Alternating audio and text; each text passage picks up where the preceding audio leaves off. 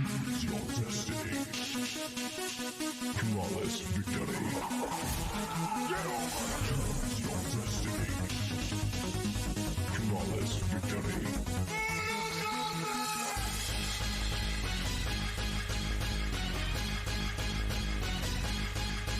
Fight!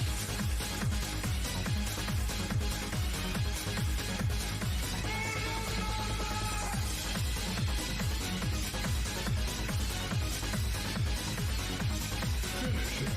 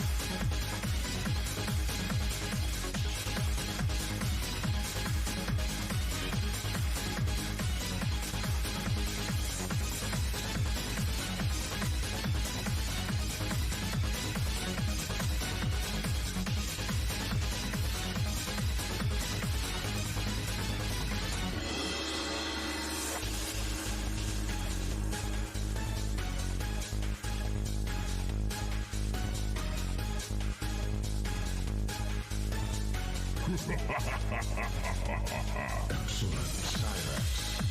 Sector. Smoke. Motaro. Jade. Kitana. Scorpion. Sub-Zero. Soma. Jax. Marina. Johnny Cage. Raiden. Kung Lao. Reptile. Come on. You can. Simmer down. Ermac. Shiva. Lee. Cyrax. Shao Kahn.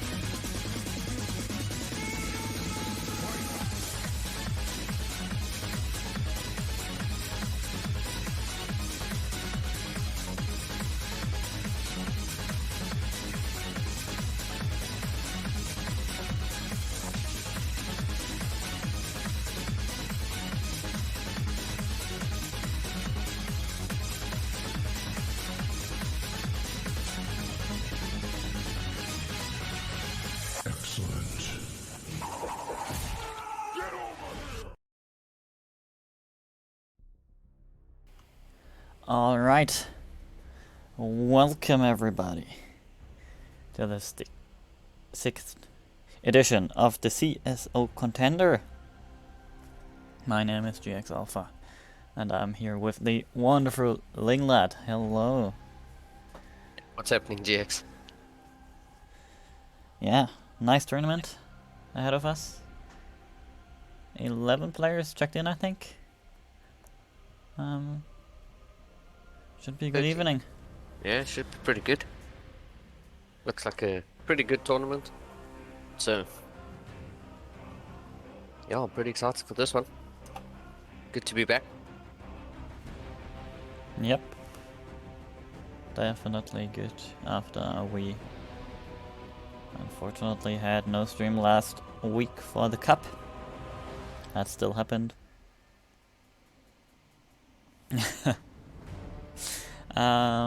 Yeah, we're back with the Contender, capped at 4.4k MMR. For those who are not too familiar.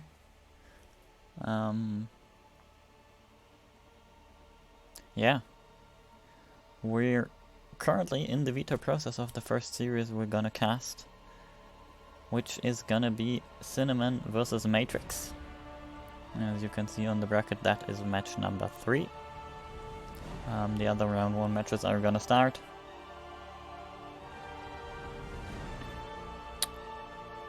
Yeah. Now, you have to remember that vetoing can take a little longer in the lower leagues. There are like 2 types of players there. One type doesn't care at all about the maps and plays any. And the other type of player, yeah, it takes a little longer vetoing. Well, that's fine. We have the time. And you can use that time to go to our Metrino, which is simultaneously the bracket. So, you don't even need to enter the code. You basically just go to !P or !B. That's the same now. And you go and click on claim code and you can add to the prize pool for free after logging in. That takes like 20-30 seconds. And yeah, we would really appreciate if you would do that, since it helps the prize pool get bigger.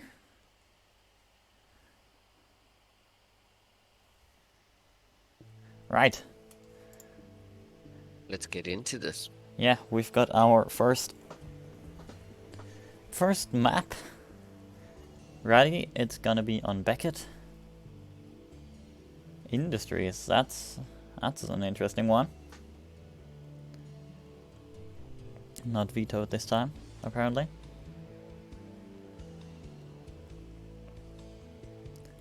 But Nice, something different. yeah. Looks like our players are ready to get going.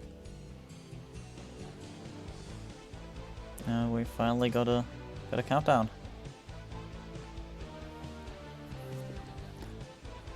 Like we said, vetoing can take a little longer, but we got there. And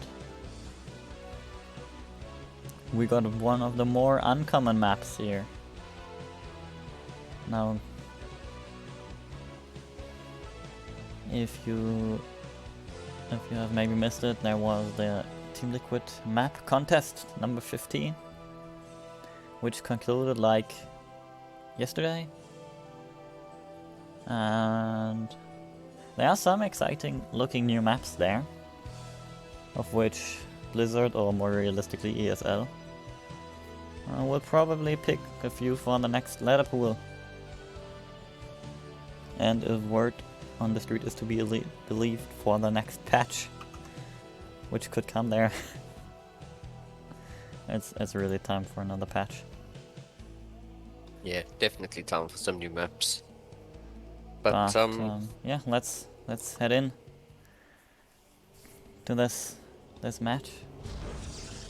spawning in the bottom left of Beckett Industries, playing for the GDA team. This is Matrix. Game paused. Alright.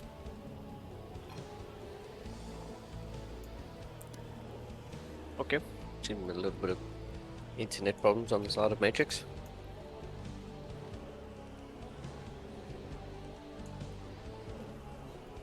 Alright then. Let's Yeah, just PVT wait a to few kick us off. seconds.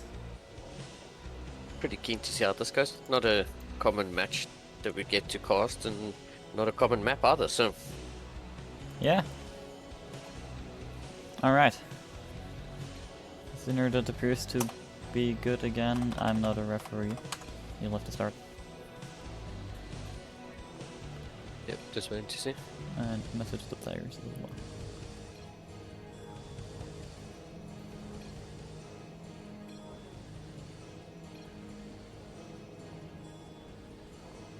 Game resumed. Alright. And spawning in the top right hand corner, the red Terran SCVs. Playing for Team CSO, it is Cinnamon. Yeah, good to see some CSO representation in this contender number 6. And Yeah. yeah, these two players are very differently ranked on the ladders. So we'll see what Cinnamon can bring to the table here.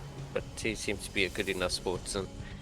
I don't think he'll take the loss too hard too much. He's still finding his feet in the game, and it's good to see him entering into competitions, going up against tougher opponents, because that's one way to get better. Yeah. With Matrix So- being our, I think, Diamond Yeah. Protoss player. Yeah. Who Looks like has 1 or 2 contender cups in the back, I think. Doing something cheeky, I think. Matrix. Oh. Nearly missed that. While Yeah. checking how many history. contenders. Yeah, I mean that proxy pylon finishes up, and I think we might just see a Stargate over here. I see Yeah. quite a few like proxy shield batteries things. Still, should have the money. Alright, there we go.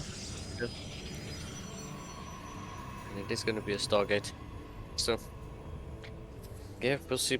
I wonder if it'll just be like a double Oracle fly in, destroy the mineral line of Cinnamon. He is playing it kind of safe. He did use 2 SCVs to wall off as soon as possible. And he did going for his second CC on the high ground. So, just trying to be a bit safer.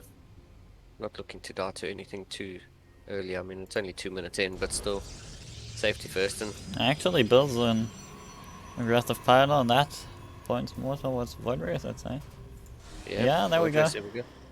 Proxy Void Ratio battery.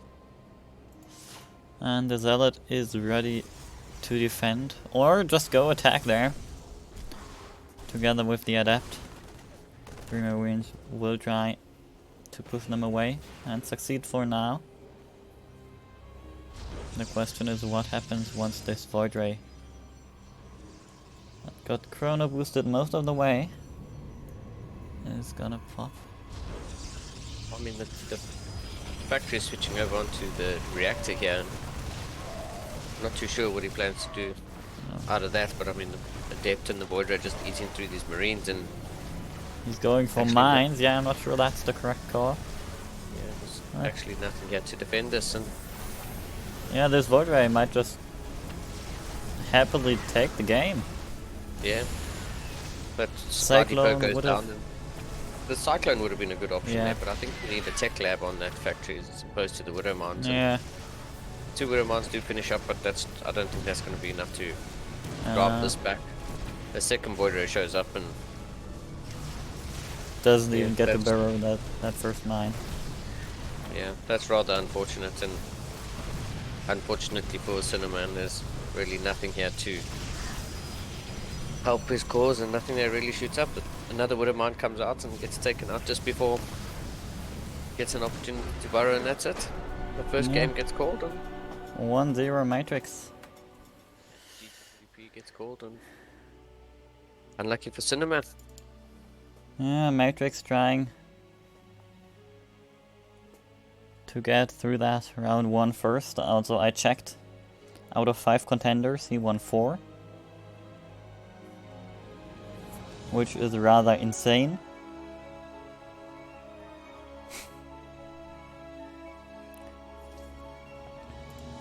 Not sure what happened in that one where he didn't win. Doesn't even appear on the scoreboard. Well. Our second map will be 2000 atmospheres. I don't think you can invite him now. Oh, can invite him to the game. Should work. Yeah. Alright, there we go.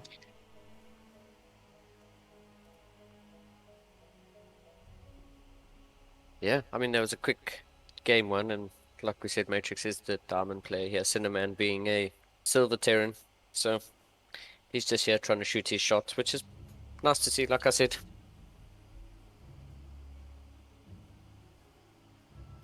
Yeah. This is a Okay. single elimination tournament, so there is no lower bracket here. So Cinnamon on his Right. last life.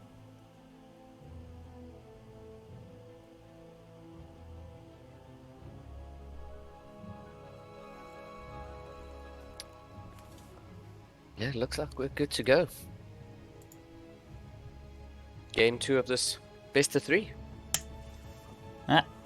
And let's say it like this. Simon has got to be creative if he wants to really pull something off here.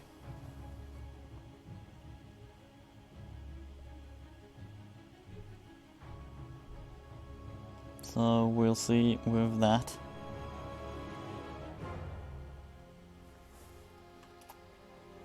If he can bring something back. Or if Matrix is gonna just take the 2-0 victory.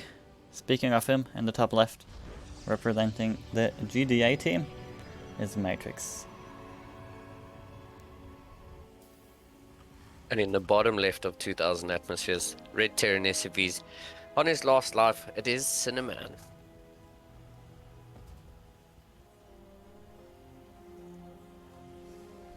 Yeah, I mean, Matrix looked pretty convincing there in game 1, and I really liked the Cinnamon going for the Widow Mounts. They would have been pretty good, but yeah, those Void Rays rocked up at his door pretty quickly, and I don't think he even knew that Void Rays could arrive at his base that quickly, so. Yeah. Unlucky for him, those 3 Marines got taken down rather quickly. I think if those Marines were out of range of the Adept, they could have kited that Void Ray a bit longer to get the Widow Mines to defend the entrance, but the Adept got a couple shots off, and you're unlucky for Cinnamon. There's this probe going to start to nibble away at the SCV building the barracks, but he's not going to manage to get the barracks in time, so barracks finishes up and it's going to be a Marine opener.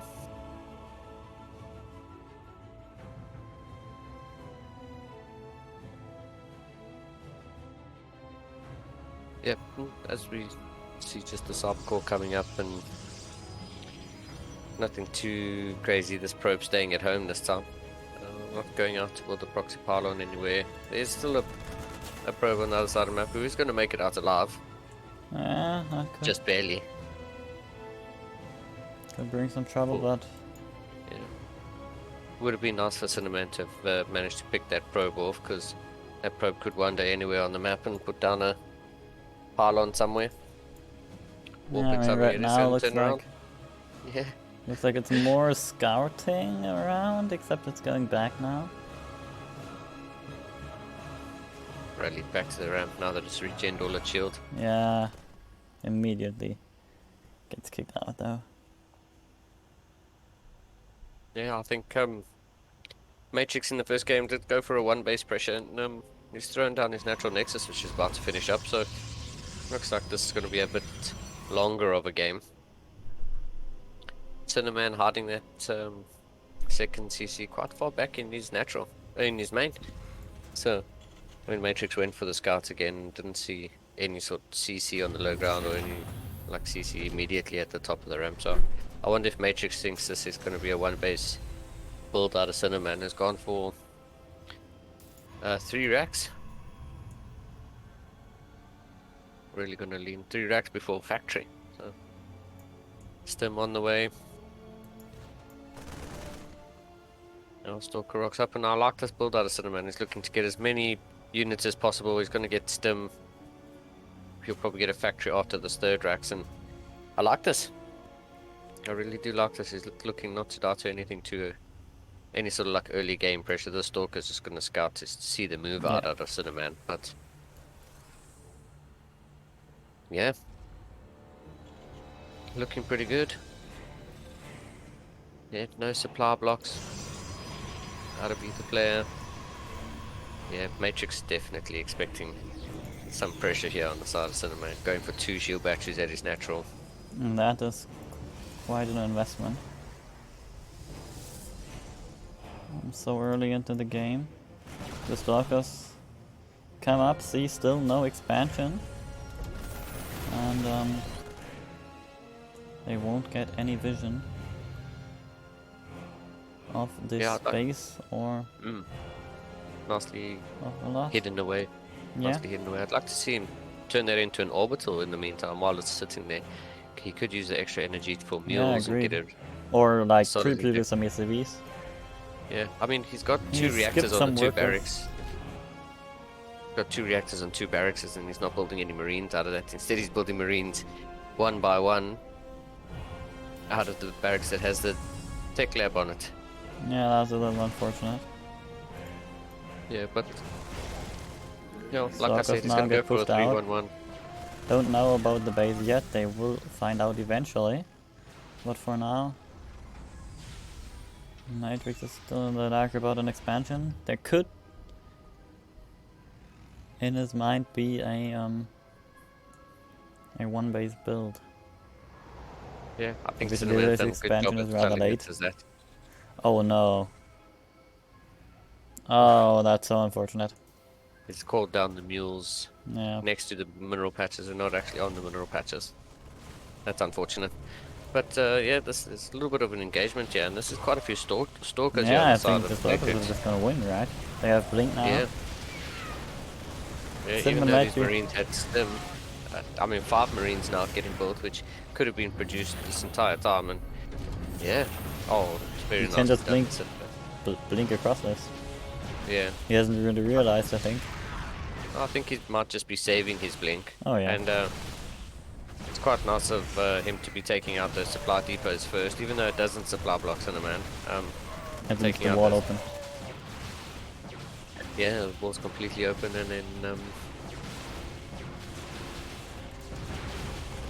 yeah, this is gonna be well,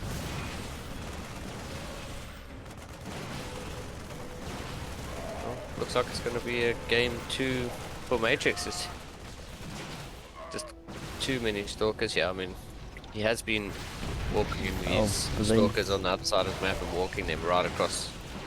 And yeah, unfortunately for Cinnamon, he just wasn't producing out of those reacted barracks yet. Producing out of those reacted barracks, that would be you know, he'd had quite a lot of marines. He did go for a 3-1-1, so I'm sure he expected to have more bio than he did. He might not have noticed. Yeah, also he was a little bit low on the SCVs. Sometimes cut the production. Yeah, and I mean, Miss rallying those mules hurt a little bit. Although he had quite a bit of money in the bank. Yep. But with that, Yeah. Matrix takes his first 2-0 victory. and we'll throw it into a quick break. When we return, we should find another series. Yeah. See you in 2 minutes.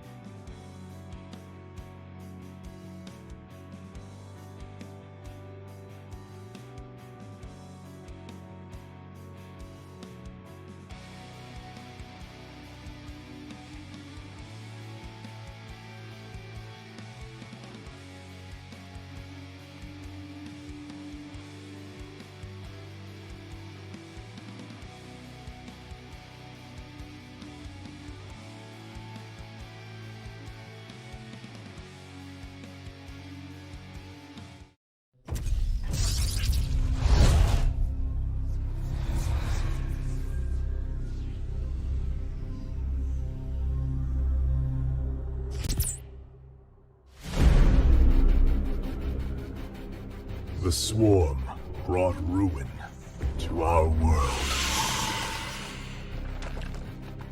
Our proud people became refugees.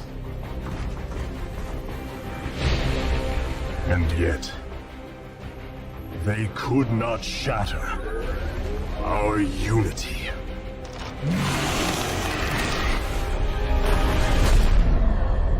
For we are bound by the Kala, the sacred union of our every thought and emotion.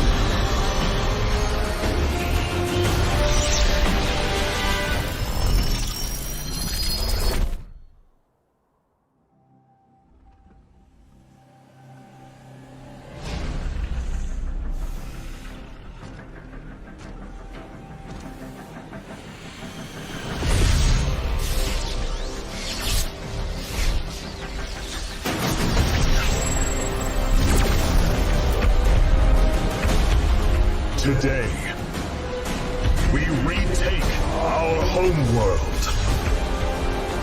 And with it, our legacy.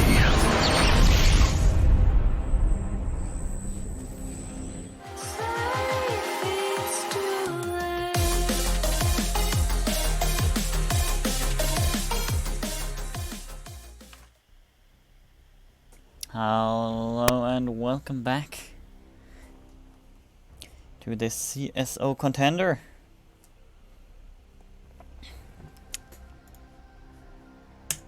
We are in round number 2. And our next match, it looks like it's gonna be Physics versus whoever Bob McBill is. I believe his name is Ketroc. I also think it's something else. It's Ketroc, alright.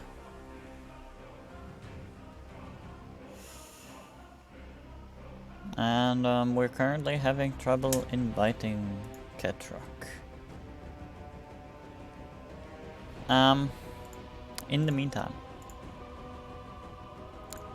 if you haven't done already, you can go to the Matcherino page. You can contribute to the press pool for free, and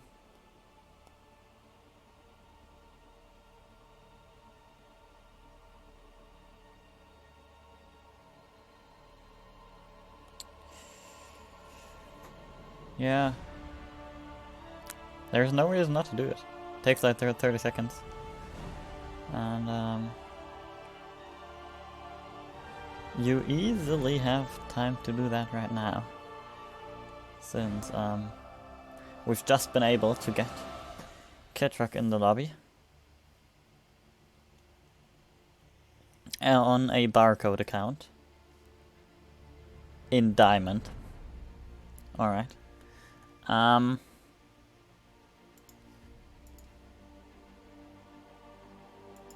they're still vetoing, so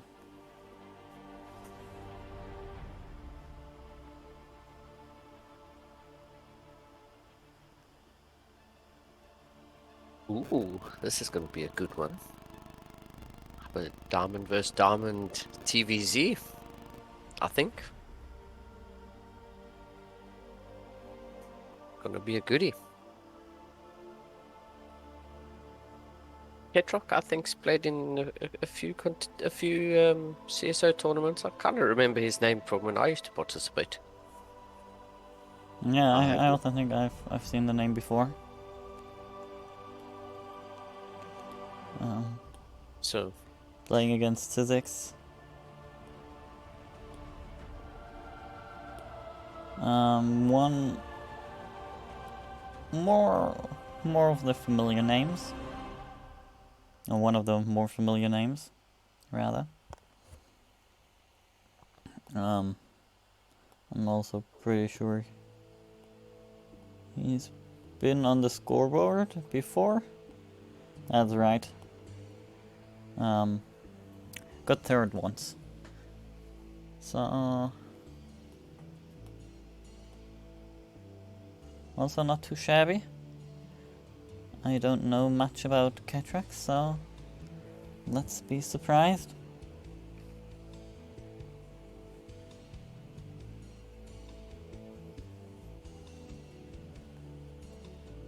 they're really getting through this veto process, just waiting for the map picks now. Quite nice. Yeah. Vetoes are going to be Giganitha, Blackburn, Larchhead, and Beckett. So there goes our Beckett map. Yeah, that was pretty expected. So was Blackburn. I don't completely get Juggernaut and Lightshade vetoed. Perhaps they want to mix it up a little.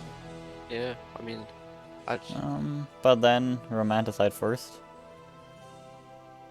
2000 Atmosphere second, and third would be, I don't remember all the maps. Shame on me. Death or there are quite a few though, so I have First map's romanticide. Now let's go with the romanticide first and talk about the fourth map once we get there. God, this is embarrassing. Oxide. Oxide would be the third map. Did I say fourth? I meant the third map, in case anyone's wondering. So we're gonna play Romanticide, 2000 Atmospheres, Oxide.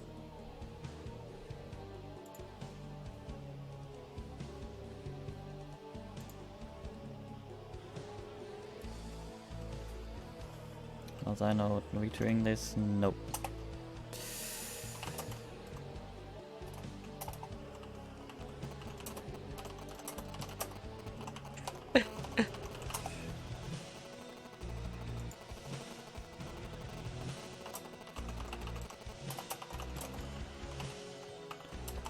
Yeah, a little bit of confusion there. I think he thought it was a best of one, and Ah, yeah, so yeah, I thought of what, 3? Alright.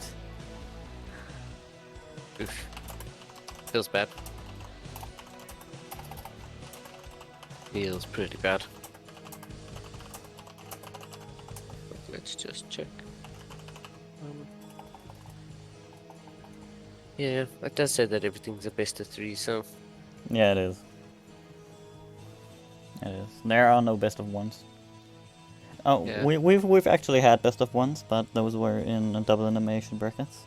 Yeah, I Or was going to loser say this is bracket. a single elimination, and so maybe that's where you got a little confused. As a single elimination, it's just meaning that there's no lower bracket. Once you're out, you're out. Yeah. So a Give bit of him confusion here. Yeah. Let's see what the players decide on doing. Because I suppose if a player was gonna veto Romanticide, they're not gonna pick it as first map. Yeah.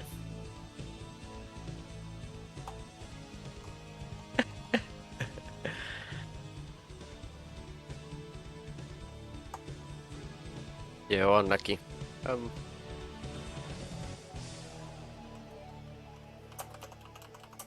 What shall we do? Shall we just start then from the second map pick of 2000 atmospheres? Yeah.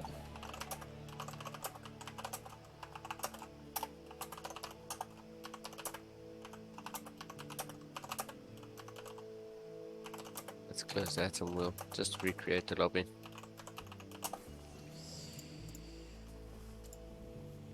Alright. We've got it kind of figured out.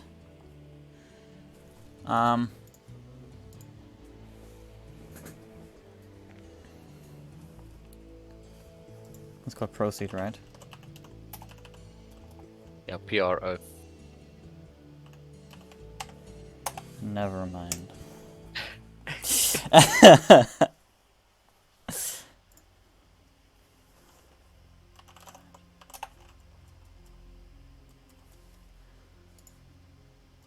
I mean, if it does go to a Third map, game. we'll look. Probably play one of the two maps he was vetoing.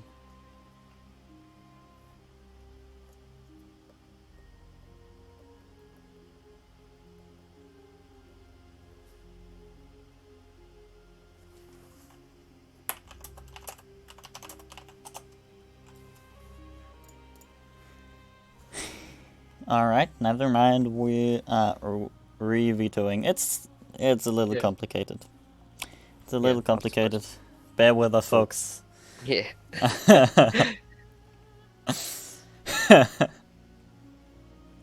One player not entirely sure of the process, and Yeah, that's alright. Still lots of time to go to Match Arena, if you're watching this.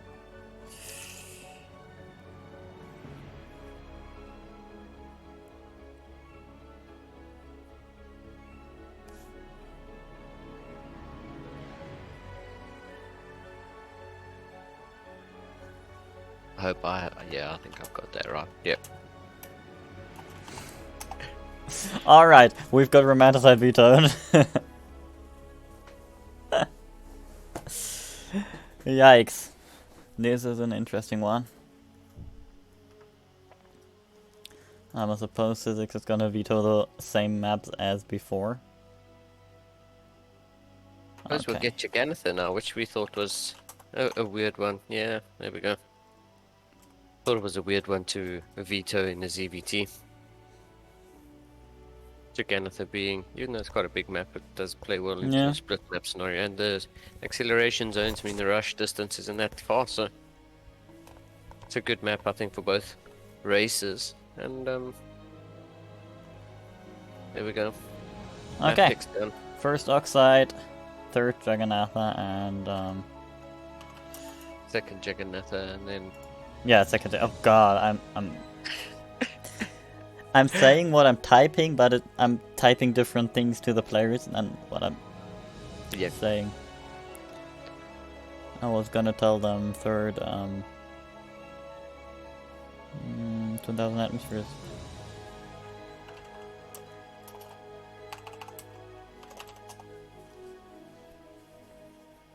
Good, now that we've got that figured out, after like 10 minutes of vetoing, it looks like we might get our second series. Finally underway.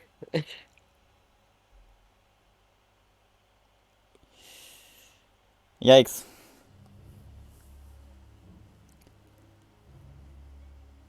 Well, welcome to the To amateur contender number tournament, 6. Yeah.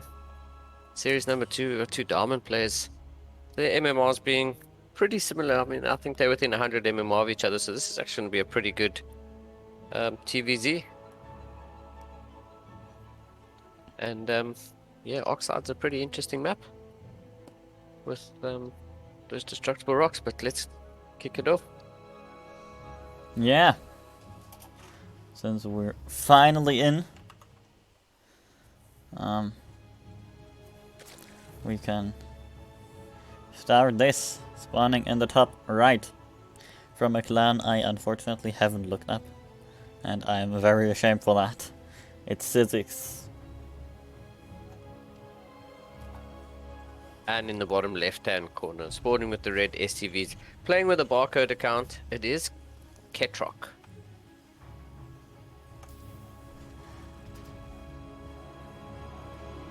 Yeah, I mean, Oxide's a pretty good map, I think, for Terrans to abuse the destructible rocks and stuff, and we'll see how diligent Physics can be with taking those downs to open up extra avenues, as he immediately goes for an NG Bay block on the Oh, and is a bit- dirty little Terran tried to block the third as well. Yeah. So very cheeky, very Is he cheeky. The gonna SCVs Try he's to just gonna finish carry that on NG forward. Bay. I think the point is just to get as much hit points on it as Oh, possible. yeah. Give it a longer life, and then if you pull the SCV before that, you can still cancel it and get your 75% your money back. But if you Yeah, but let like it you need finish, that money now to start a barracks. Holy moly, frick! What is this? What I'm Wow. watching? Catrox, you madman! yeah, very Don't cheeky. you want the Very, barracks? very cheeky, going natural CC before barracks. And I mean, like I said, he didn't let that NG Bay finish, so he can cancel it at any point. I think the Lings will show themselves. The Lings on the side of Sizzix will show themselves destroying that NG Bay, and so Ketrox gets a bit of an early warning. They're going a very greedy build. There we Yeah. go. I mean, And the for NG Bay wall off his top. Sizzix as Overlord, this might be a normal time CC. Yeah. Just with the extra little detail that what the hell, that the barracks was constructed after. Yeah. Um, I'm not sure about the NG Bay in the wall. thing. It's No, a bit unusual. I don't think I've ever seen that before. this is some interesting build. Even takes Yeah. a drone. Probably wants to take his third base here. Yeah. and I While mean, the that's what I Overlord thought would happen. arrives, and oh, he doesn't check. You made another queen. Nice. Oh, he doesn't check. That is unfortunate. Yeah, and he's morphing Because that he could- into a planetary on the natural So that's rather unusual. That's something that you don't see every day either. So it's a Yeah. very unusual build here from Ketrox. So wow. Imagine if... Okay, he actually did some scouting. he doesn't know how early this was. Yeah, I think Because he this could have is just rather easily... What am I witnessing? yeah. Well, I was about to say the same thing. I have absolutely no idea why is he floated his barracks up. That's rather unusual. I mean, he Well, must have now had he's his barracks. protected against the Zerglings, which could have punished him very Yeah. hard. That's rather unusual. Full I degree. like this on the side of the Terran. I mean, he's used his barracks to fully wall off that ramp, and he's got a planetary to stop any sort of like ling run bars. Yes, he I misses out don't, on this the is extra stupid. mules and stuff, but That yeah, planetary costs you so much. yeah, 1-1-1, and he throws down an early third CC. So And these Syzyx is roaches in a are the worst thing that Syzyx could do now, and I hope he realizes once he sees the planetary. yeah, it's going to be a Banshee first as well on the side of Ketrox. I mean, Yeah, really he's early there. like super greedy. Oh, immediately into the spire. Yeah, And economic damage is something that our Terran player here really shouldn't take, since his economy is a little behind. No, never mind. His tech is behind, but his economy is behind because of this planetary yeah. which But he built. I mean, Ketrock's actually playing like such a greedy game here. He's literally only built one Marine, one Banshee, and now a Viking. What is this? Landed his third CC at the 9 o'clock position, and he's making that a planetary as well. So I think the only way that gets scouted is if the Mutas do a little run along the edge of the map. And Yeah, unfortunately, I'm expecting them to go on the south side. Because that is how Mutas usually... building armor. Huh? What is actually going on? This is something I've never seen before. And I mean, we'll see how it works out in game 1. That's going to be another planetary, I think. Overlord speed for Syzyx meanwhile, so if he decides to really like utilize his overlords, he will detect this, and he will be able to really punish it. Missile turrets going up everywhere. Yeah. So what are we witnessing? The Mutas, fortunately for Syzyx, no, that's not a Muta, that's a Zergling, but that's alright as well, spotting this planetary fortress. yeah, unfortunately these Mutas are going to come in, and there's some Widow Mines and missile turrets already. Oh, please, please, please, please, please, please. Oh, merely dodges the mines. Gonna take out the Banshee, that is really nice. No, if he hello? continues. Do you want to take out it?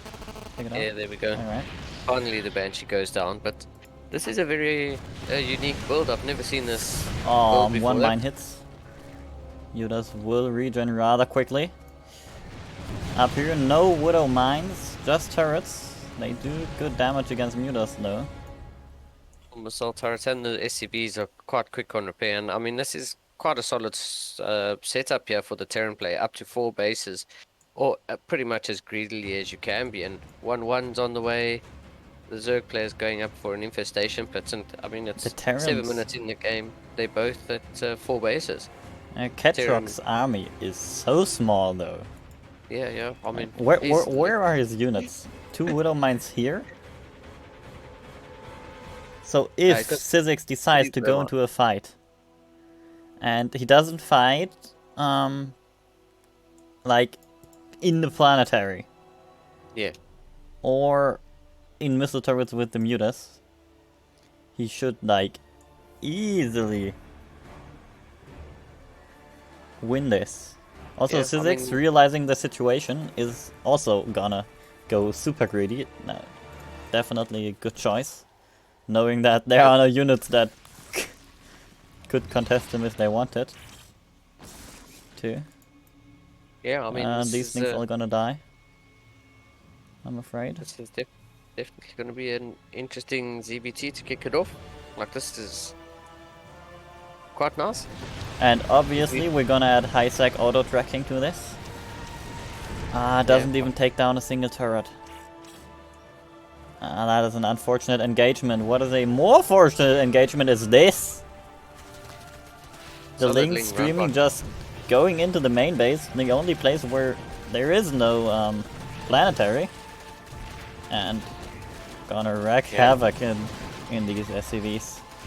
Yeah, that's So 17 now- SCVs going down so far, and Yeah, now Ketrock is down in workers, which for Terran normally is alright because he has mules, but situation. there are no mules Yeah. for Sizzix. Also, I don't think we've seen a Greater Spire yet, so I'm not sure about the 10 Corruptors. Alright, here we go, Greater Spire. Probably just realized that he needs that to build some Broodlords, and Broodlords are absolutely gonna destroy Ketrock. If done correctly. This is Turtle Terran at its finest, but I do really like these Mutalisks. I mean now Ketrock's actually added on a couple more missile turrets to protect his natural, but yeah, these That mutas won't are, matter against the Broodlords. yeah, That's the the mutas are thing. there to counter sort of like any sort of Yeah. pressure that is definitely not coming from the side of Ketrock, but Sizzix taking the bottom right hand base, and he's just taking advantage of this Turtle Terran and says, well, if you're going to sit back the whole time, then I'm going to take up as much of the map as I possibly can. Also, he realized Mining. he only needs the gas for Gas. now. Just Yeah. mining all of it. This Viking was scouting and will get taken down. Yeah, Sizzix just Takes the yeah. 6 o'clock. Yeah, My this game lord. is something else. I mean, it's pretty good to see that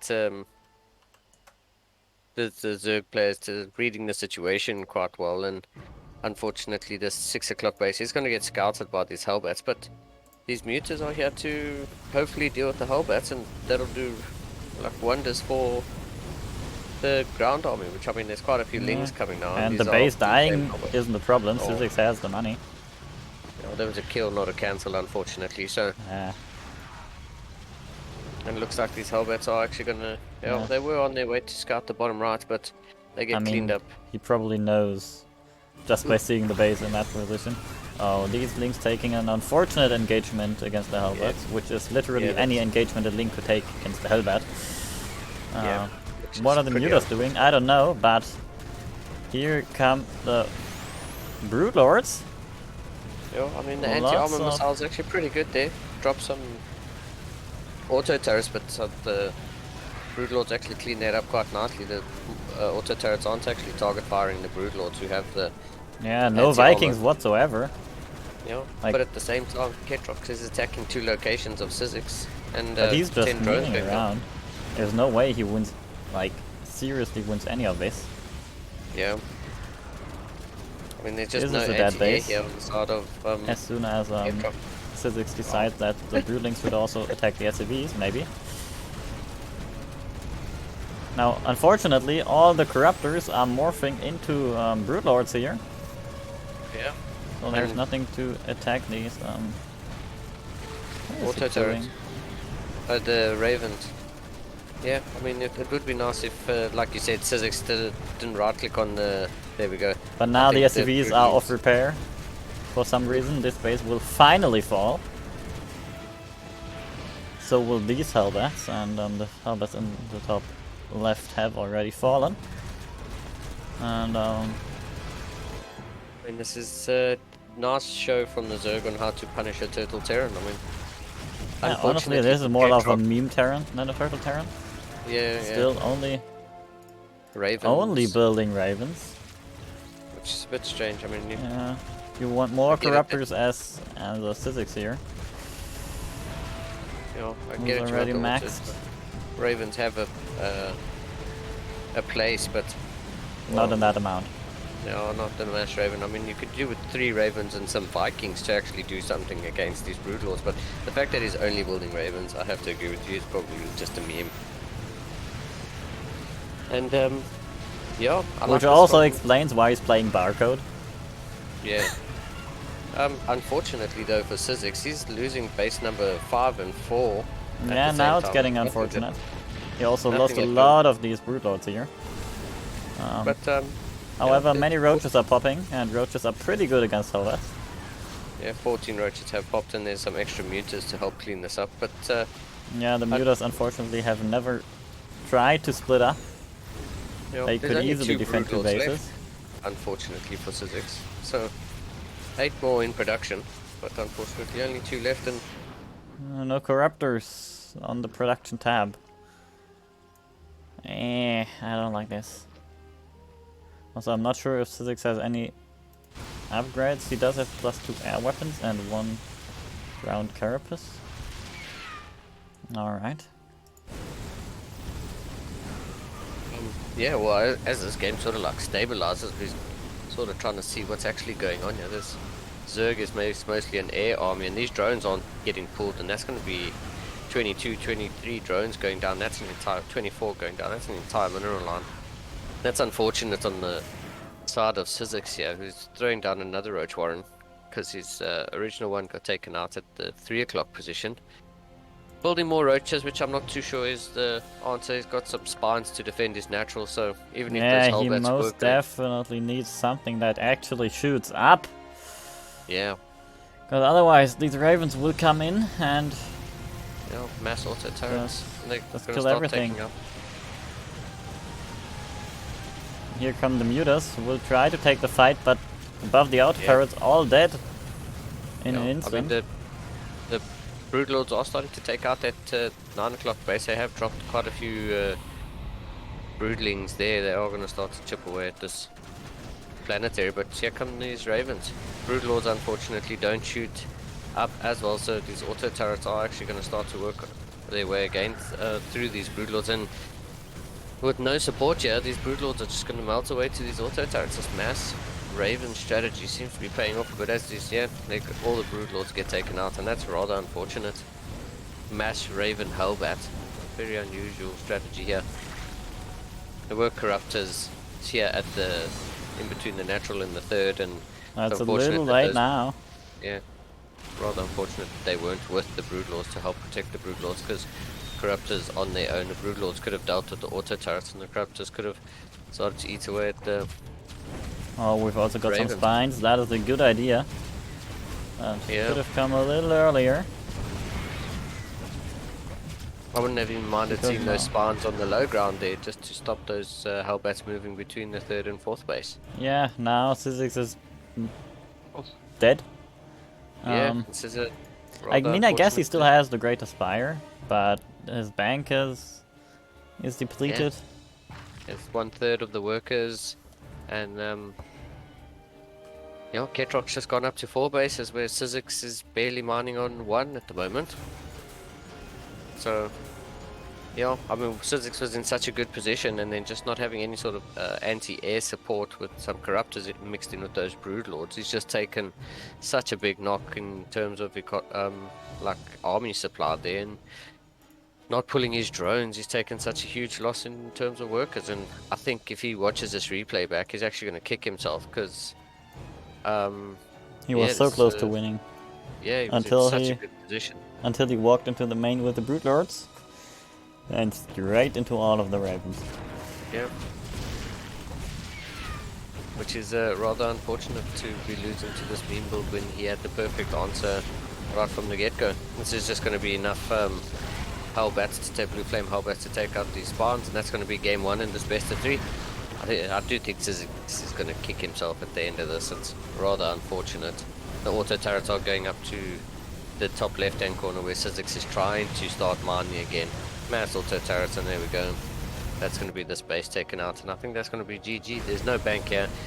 There's 6 workers left on the side of Sizzix, and it's just rather unfortunate when he was in such a good position. I mean, I would have liked to have seen some.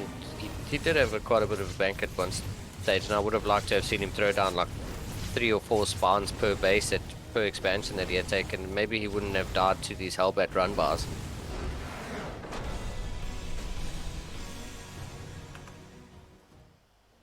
Yep. And that's going to be GG. Also, not sure. You've seen that message in the in-game chat? Yeah, I have. Syzyx very quickly complaining about Alice can't be a 4K player. I kinda got that feeling as well. Yeah.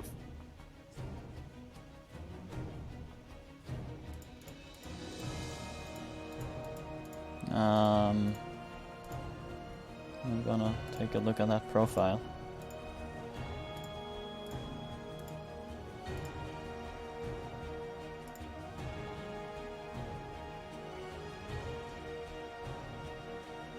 Yeah, I mean, Syzyx was in such a good position there. And, you know, it's just unfortunate that he had no anti-air support. I think those corruptors were I mean, mixed in with the Brood Lords. The Ravens could have been dealt with a lot sooner. And if he had just gone for some static D at his bases, he really would have held that.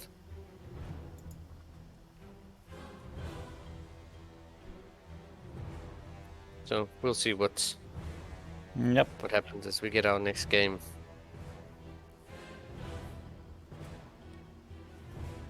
Ready to go. Not quite. Not I'm gonna quite. create the lobby and then before we start, Yeah, we'll sort of. create.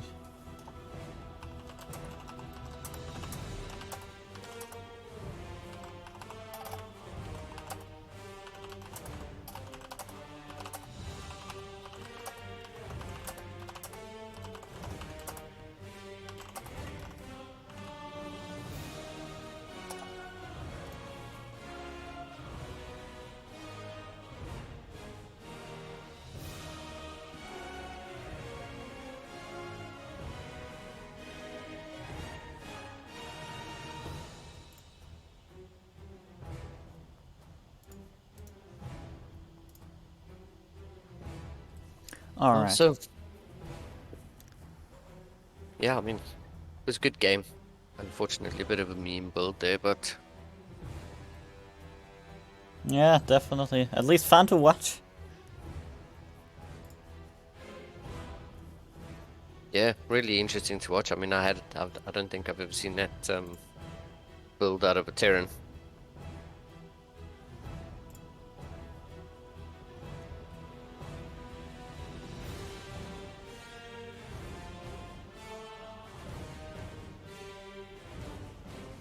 So maybe we'll get the second map. Also Syzyx protesting, and we'll deal with that. We'll forward that to the admins.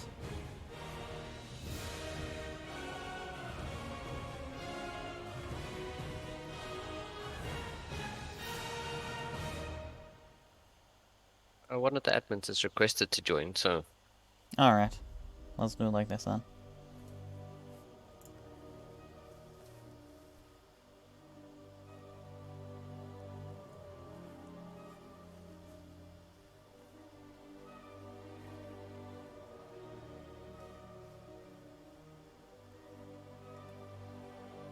do you want to throw us into a quick break while we just Yeah, sort this out? that's alright.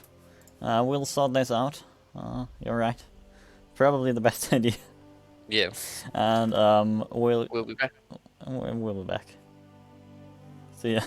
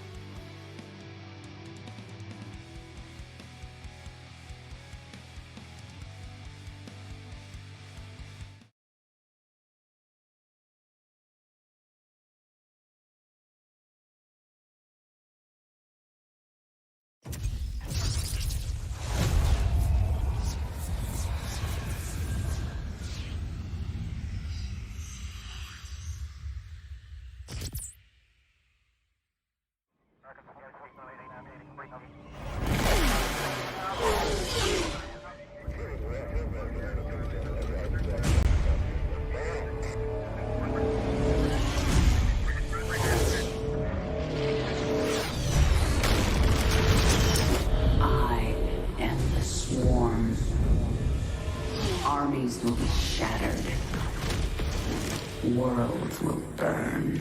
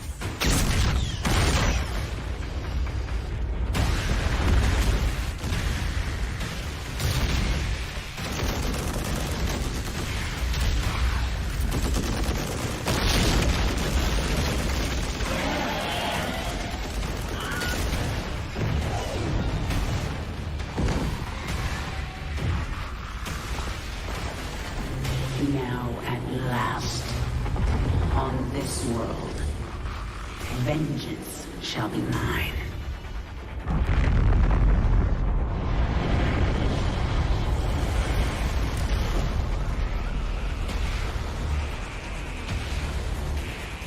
For I am the Queen of Blades.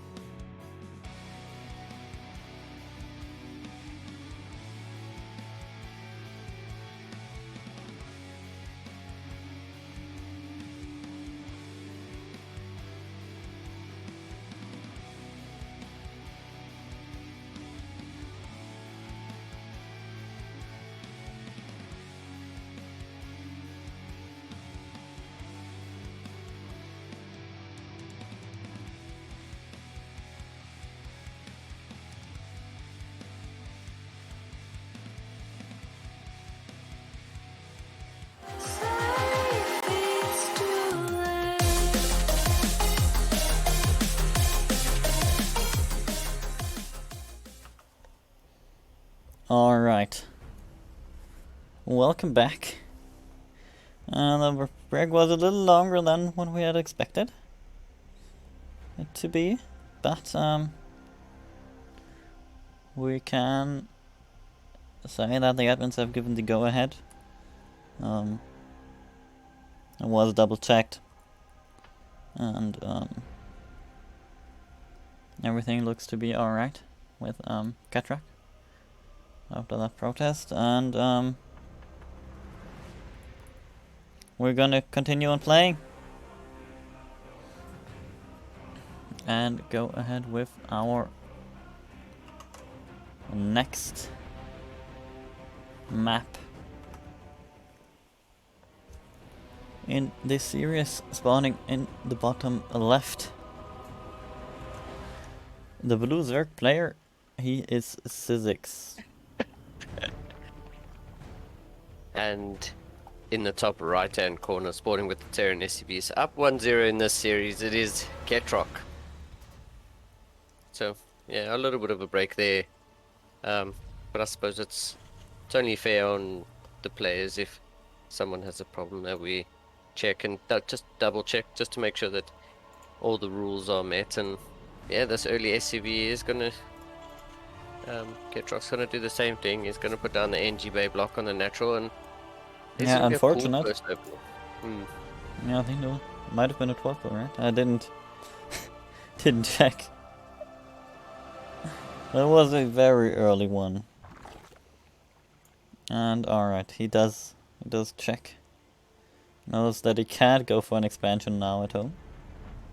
Or at least shouldn't. Yeah, I mean, building a wall. I don't think it was a 12 pull, but it was definitely pull first.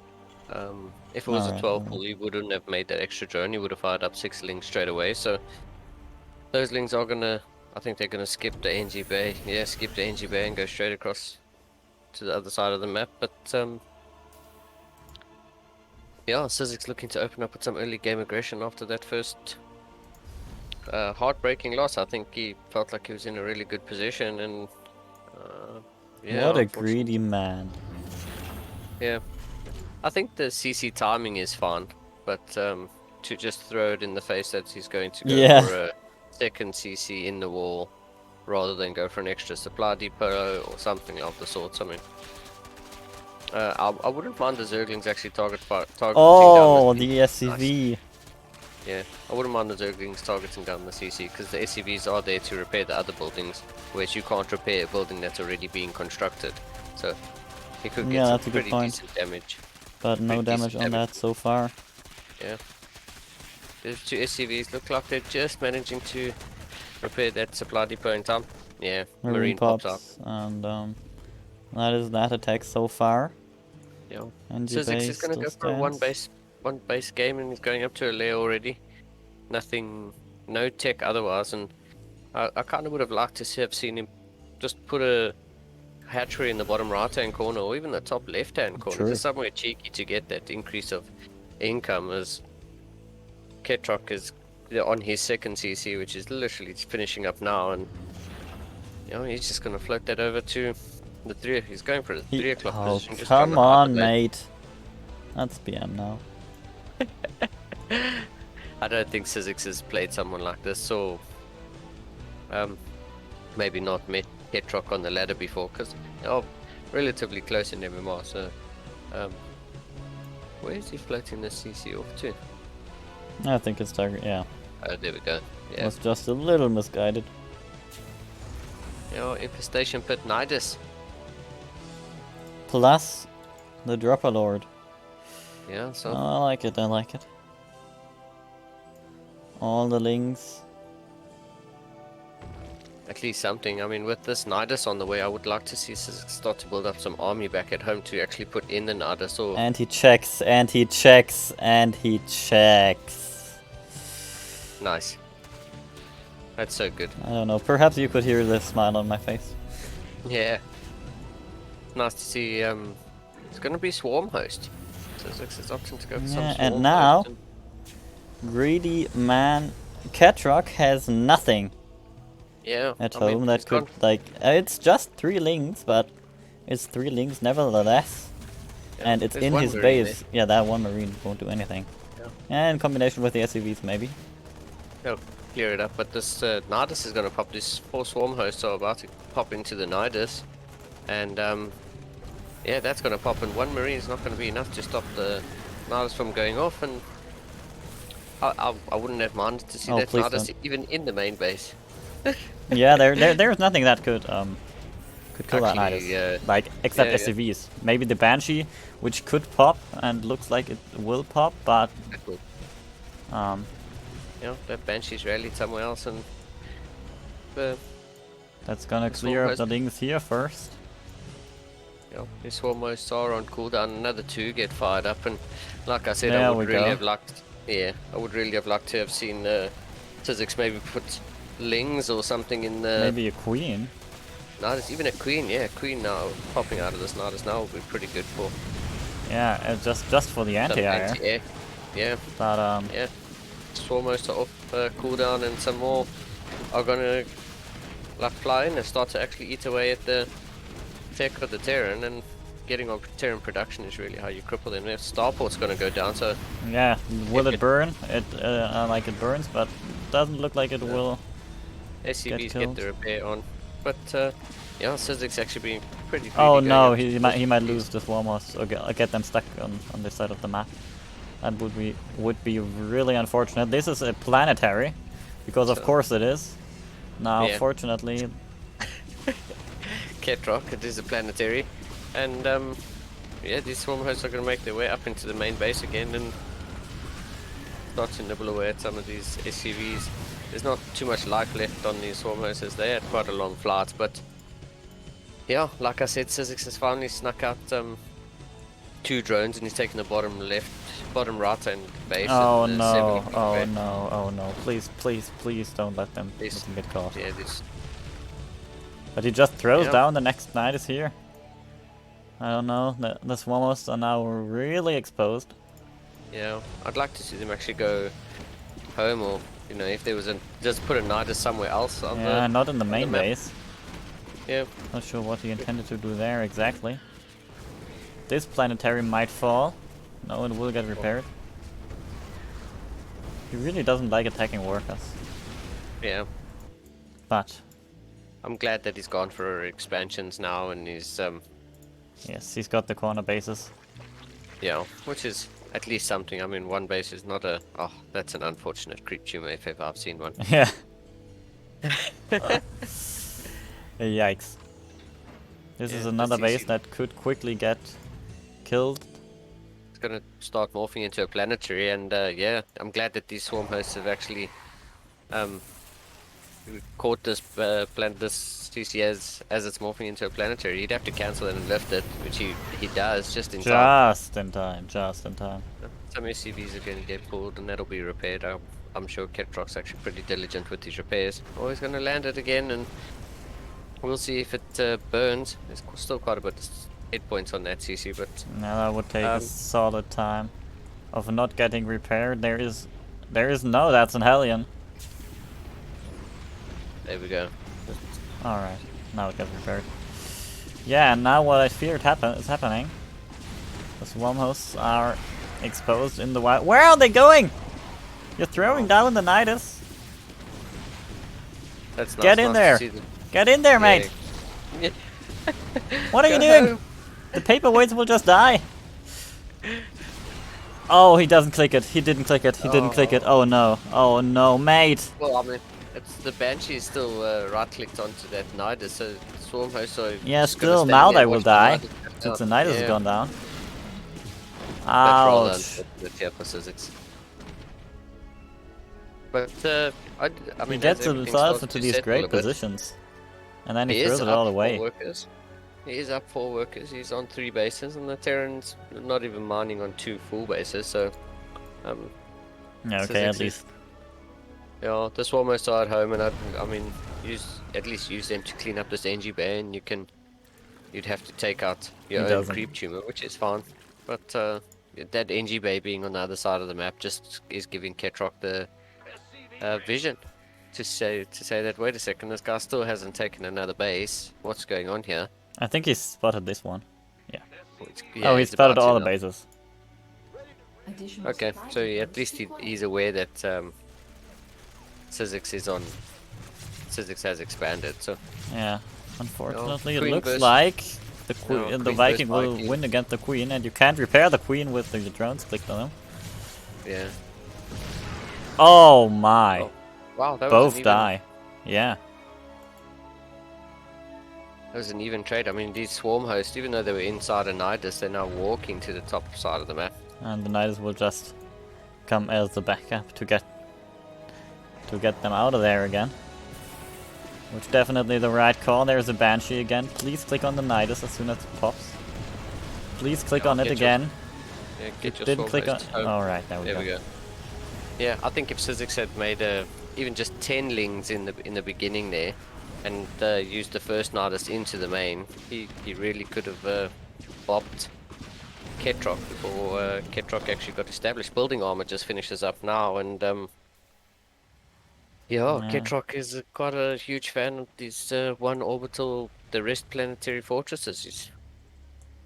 What I'm a little worried about is that Sizzix is so laser focused on right-clicking down the bases that he doesn't notice the SCVs repairing it. He Yeah, could easily take down the entire mineral line. yeah. And unfortunately for Sizzix, there's no static defense on the left-hand base at 7 o'clock, and so this Hellbat run by Oh, is actually yeah. going to start to pick off another hatchery. 3 Oh, drones go basically. down, and He pulled the rest. yeah, And now he's building hell lot of spines. yeah, he doesn't want to I like dart that. these Hellbats again. At least there's only 2 here in this bottom right-hand corner, and you said that Ketrock has vision of all his bases, so I'd like to see a few more spawns just to keep that base alive. Yeah. 2 spawns and a queen. There we go. Second queen pops, but 2 spawns and 2 queens aren't going to be enough. And yeah, another Nidus goes off, and it's But just gonna this get found by the Banshee- Banshee every single time. Ah, he needs something to fight this Banshee. Look, it's just on patrol through the middle Yeah. of the map. And he's got 17 kills. Yeah. Like in both Niduses and Swarm Hosts.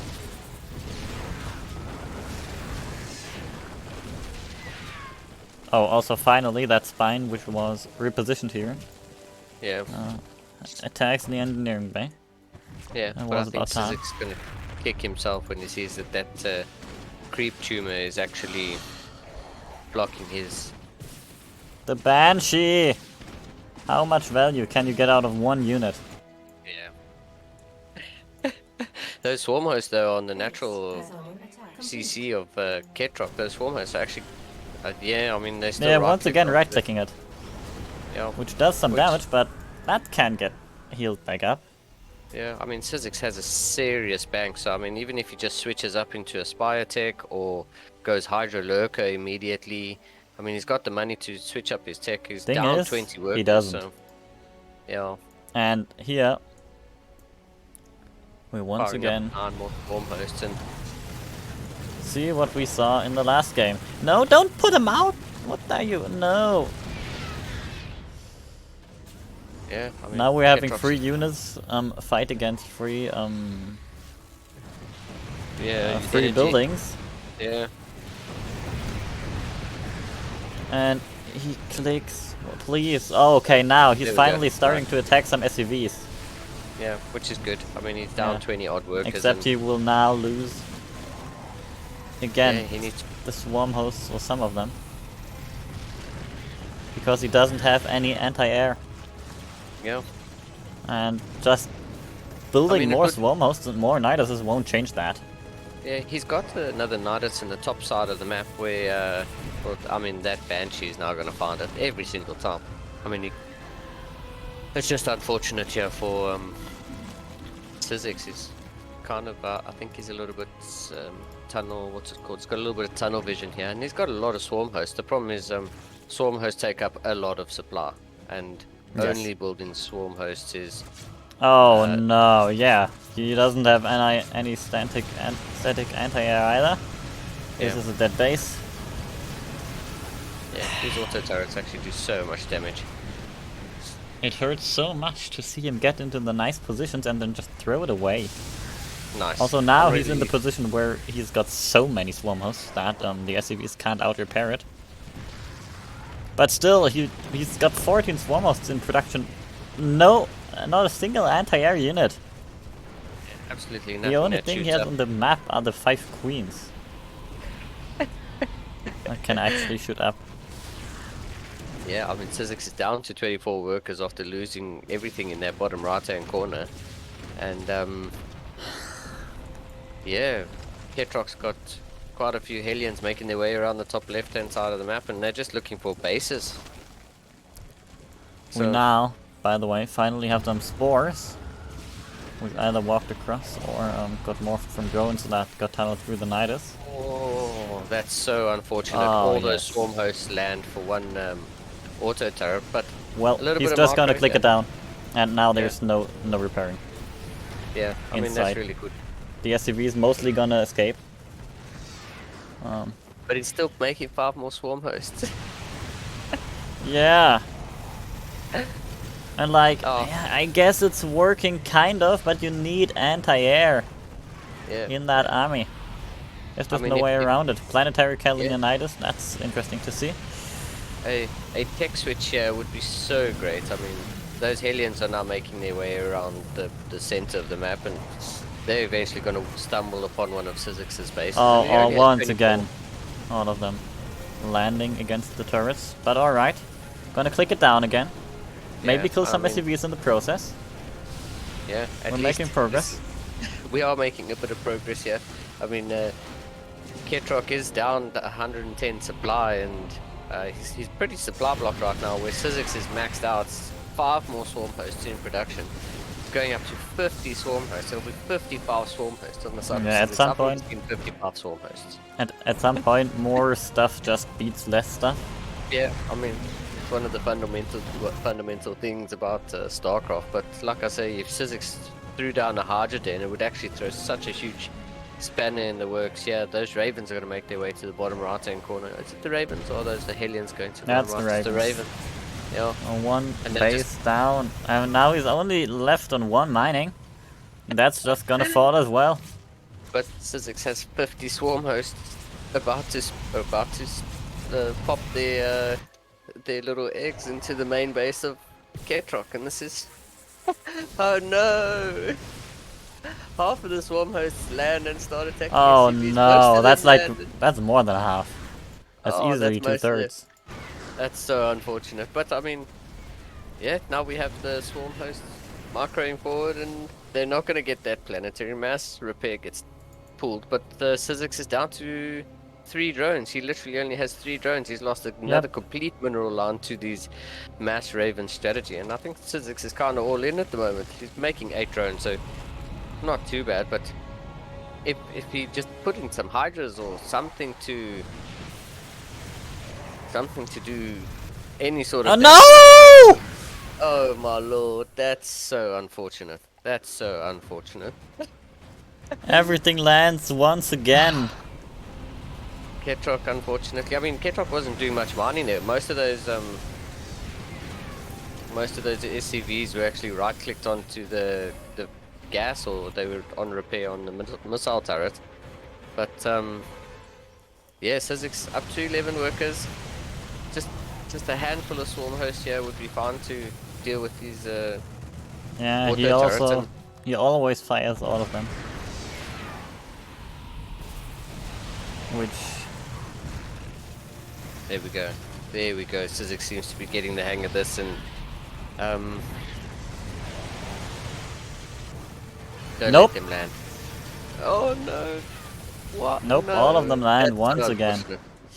That's so unfortunate. Oh I mean, man. there's a Banshee that's just wrecking drones again, and yeah, he says he's actually going to get this planetary. No. He's not going to get the planetary. Once again the repair. Yeah, that's just a single Banshee just eating away at everything. It's going to get the kill on the Spore Crawler, and oh, unfortunately here for Sizzix, these swarm hosts just aren't getting the value that. I mean, maybe now he'll get the value out of them. All these Ravens have to do is just throw down one auto turret, and Yeah, all of them are just gonna land again. yeah, there we go. Now Happens now every the time. amount is kind of adequate with these Yeah. auto turrets. That one Spore fighting for his life hasn't got any kills yet. quite a few of the little swarm hosts in the main base starting to eat away at the. And they're called locusts. Starting to eat away at the production of Ketrock, but this Banshee is just nibbling away at this hatchery, and So we unfortunately finally got a was- queen here. so she could at least, I don't know, Spread some it's gonna creep die. and, yeah, well. Unfortunately for Sizzix, he's gonna get knocked down to one base, and yeah, that's just not gonna. He's just not in a good position here. Unfortunately for him, the mass swarm host hasn't paid off. They're all landing here for a few auto turrets, and that's really unfortunate.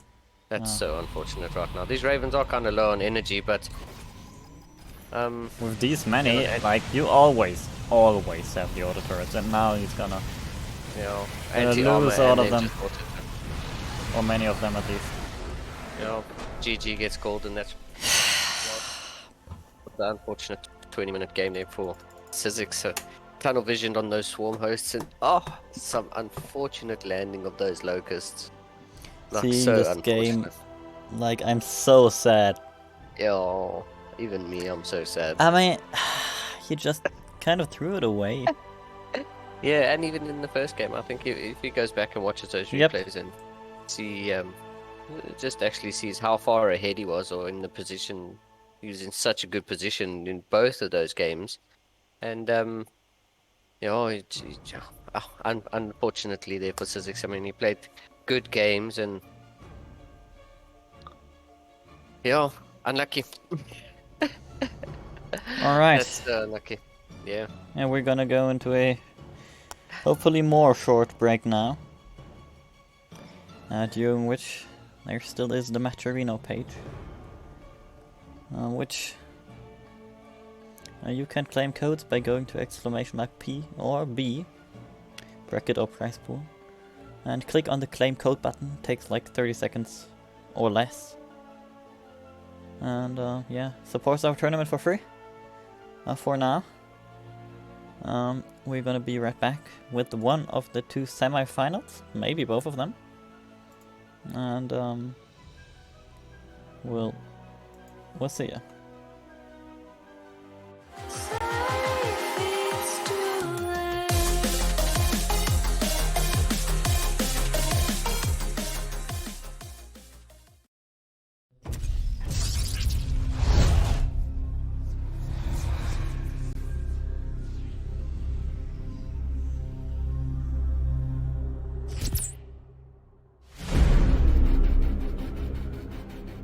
The swarm brought ruin to our world. Our proud people became refugees. And yet, they could not shatter our unity.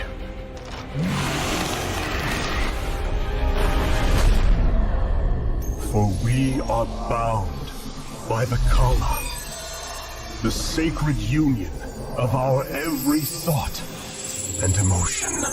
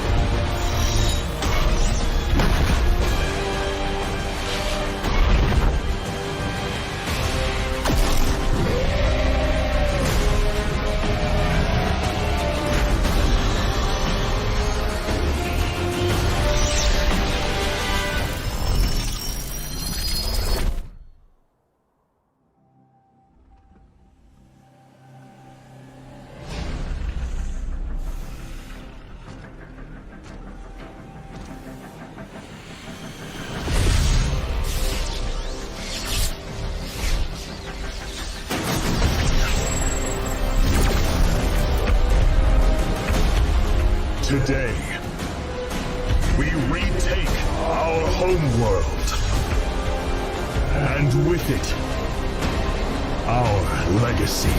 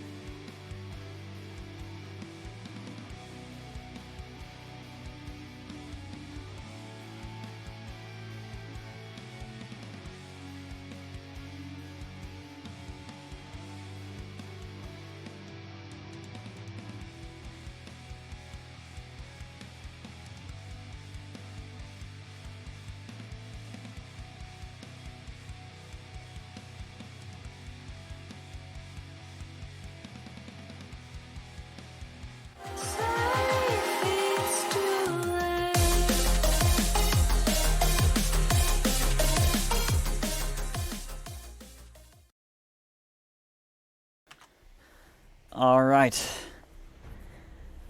Welcome back, everyone,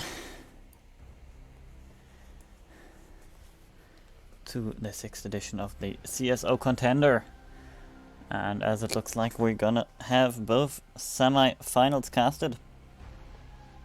Am I right? Yes, I believe so. The players in the second semi are actually busy with their vetoes. These players are ready to go in the first semi-finals, and Alright, looks like we're so gonna kick this off. we're probably gonna hold the second one then. Yeah. For Not too long, we get a our bit of first stream. ZVP for the evening. Yep. Once that loads up, it's gonna be between Matrix and J Priest. Yeah. Lots of CSO players today. Nice in the tournament. representation Yeah, definitely. for the CSO Contender number 6. And the map has loaded. That was the wrong button. Alright.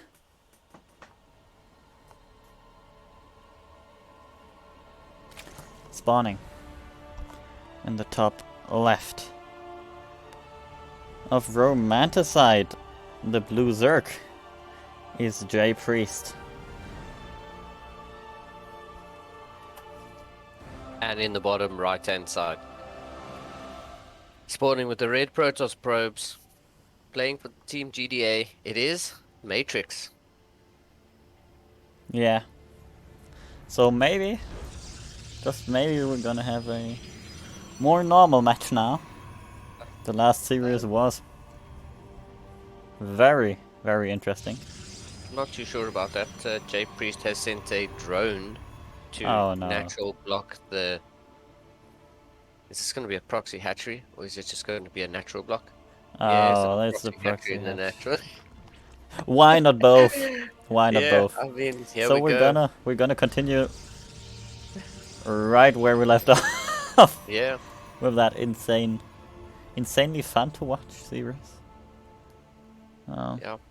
Some good games in this week's contender. So, and this proxy hatch is just going to finish up as there's a forge on the way. The Zetler's going to get chrono boosted out here. And, I think the forge is just going to be for a defensive cannon in this situation. If I yeah. was to Proton, I would definitely throw down a defensive cannon here. It'll just help clear up this. There we go, forge is done, and we should see a cannon come down. Yeah, there Yeah. we go. Also a This is zealot. good. Hedge probably still gonna go up. I don't think it'll Yeah. die that quickly. I think if Be able. J Priest had gone for this proxy hatch and then gone for a natural expansion on the back of this, almost to have bluffed this proxy hatch, yes, so you would lose the 100 minerals and the drone.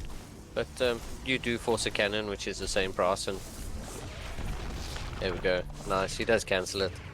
Takes the gas, keeps the zealot at home, and yeah, nicely done there by J Priest. Just to keep the Protoss a little bit busy. But then Um, he hasn't he's- got a natural of himself. Yeah, that's what I was alluding to earlier. Was if you had gone for that sort of luck trick and then gone for a natural expansion, you lose a little bit of money and all of that, but your natural's not that delayed. Whereas right now the natural of the Zerg and the natural of the Protoss are actually pretty much the same time. And yeah, we'll see how this game turns out. There's a probe making their way to the right and toward the upper part of the map, and some lings do come around the bottom side as J Priest is looking to put some pressure on. It looks like he's got a couple more lings that are going to meet up with these, but there's a zealot and an adept to defend at home, as well as a photon cannon, so I don't think these lings are going to get too much done. Yeah, nah. I mean, they could just. This isn't a wall, is it?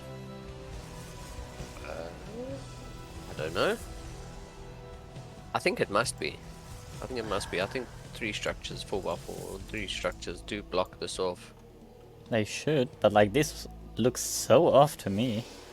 Yeah, I mean, if you rotate it and you look at the distance between the cybernetics core and the gateway, it looks pretty similar to the distance between the Yeah. cyber core and the I forge. think the wall would go with the cybercore one to the right, and also Yeah. the gateway one to the right. I think then it would be a wall. Yeah, In this case, there might be an but then opening. also Well, right of the forge, there's something that looks like a gap. I don't know. Oh. I'd like to test that see. out. We'll see when the lings make their way across the map. There's going to be a void raise. The second void raise on the way here for Matrix. So, Yeah, probably just something visual, but that looks so big to me. yeah. Well, Matrix picking off 2 overlords does supply block J Priest, even though he has another 2 just to replace those 2. He should put a couple extra to continue his production. How many queens does he have now? He's only got 3 queens, and there's 1 void ray on the way across the map, which 3 queens is enough if they're in the right position. There's 2 up here in the main to deal with this void ray, and the spore crawler does get thrown down, and these queens are going to drive this void away, and J Priest in an okay position right now. He's almost even on workers, which is not a good thing for a Zerg player, and they even on bases, so the Protoss is ahead. But yeah, another Stargate on the way, and it is going to be a Sky Toss game.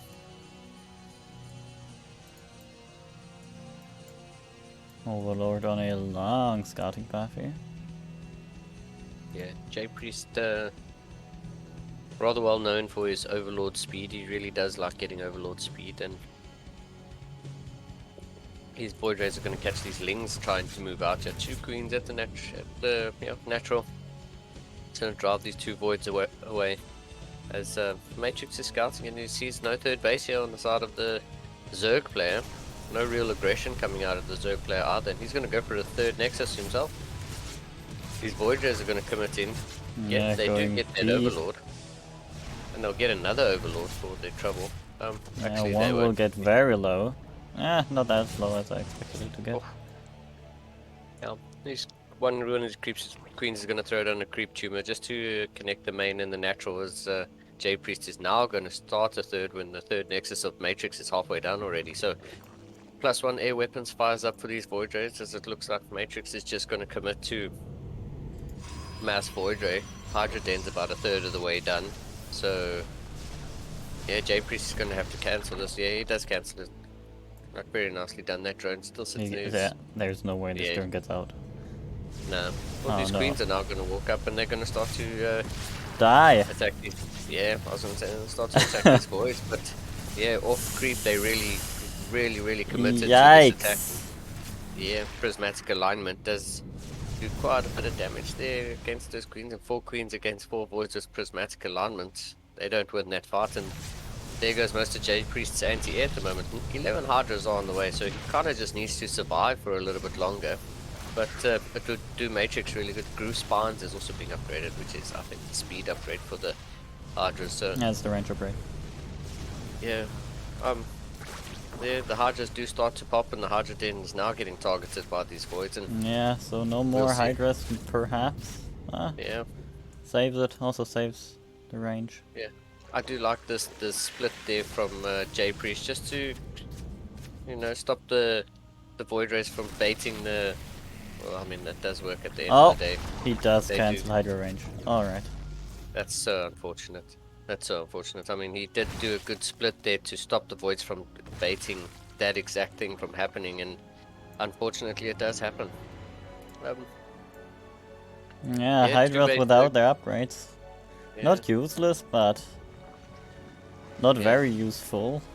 Offensively, at definitely. least. yeah. So I mean, that kicked him back quite a bit.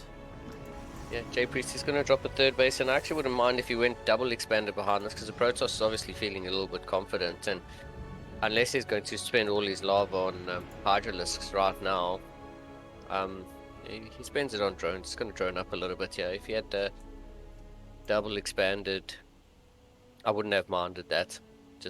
Even if he throws down a macro hatchery, just because he's quite far behind in terms of lava. And yeah, there's Adepts and Zealots and Void Rays here on the Protoss Yeah. natural to defend this push from the Zerg. And yeah, I think this might just be a little bit of an overstep here from J Priest. Like, I know he wants to get something done after having taken that much No, damage. I but, completely agree. uh, Like these Hydras, yeah. is much there another better to- charge? Oh, of course, there's another warping of Zealots. There's the Disruptor on the way here. So Matrix is actually setting himself up into a really decent position here, after keeping the Zerg player pinned back on 2 bases for quite some time. J Yep, Priest is and- down 20 workers, down 20 army supply. Now it's Um, Matrix looking to move out. Yeah. Matrix has taken a 4th base as well at the 6 o'clock position. So yeah, well, the Protoss player is definitely ahead in this game. Unfortunately for J Priest, losing that Hydra Den to those Void Rays was unfortunate. I think losing those 4 queens is what sparked the start of that damage there. If those queens weren't off creep, they might have been able to micro back and keep each other alive. But they committed quite far off creep there, and he lost those queens. And I think that's where the Void Rays sort of like spiraled into the damage that they got done. But yeah, Lurker Den on the way.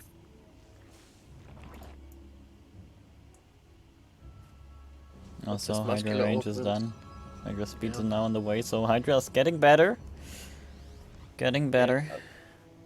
But just... Still no Evo chambers. There's 2 Evo chambers. I just haven't seen 1-1 started yet on the side of the Zerg players. there There's now. Banelings in the mix.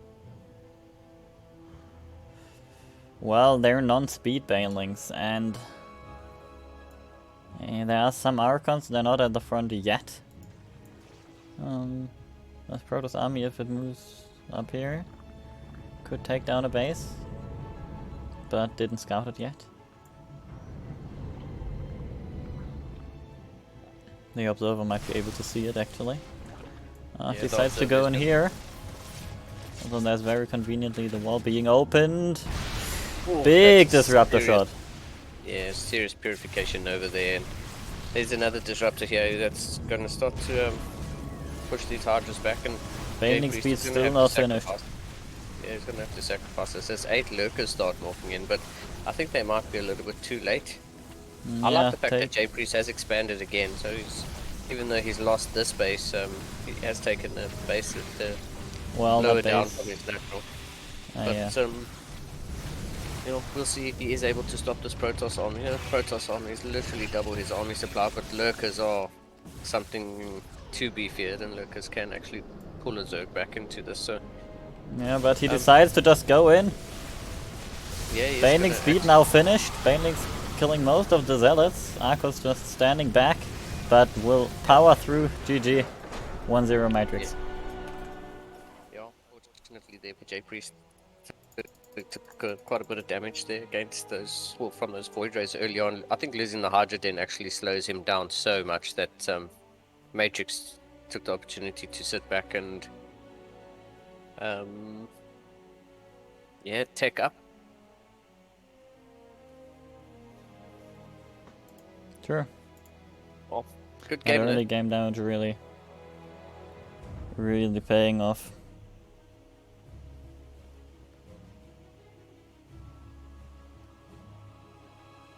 Yeah, very good game there though. Nice, well done there by Matrix of getting ahead, and then that's a prime example of getting ahead and staying ahead. He was up a base, he was up 2 bases. The Zerg player started to catch up a little bit, but his tech was quite far behind, and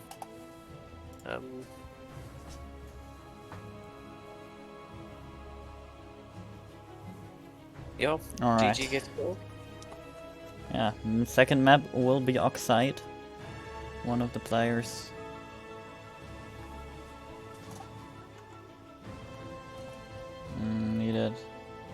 Need the quick bathroom break. So we should be able to resume any second. I hope. At least.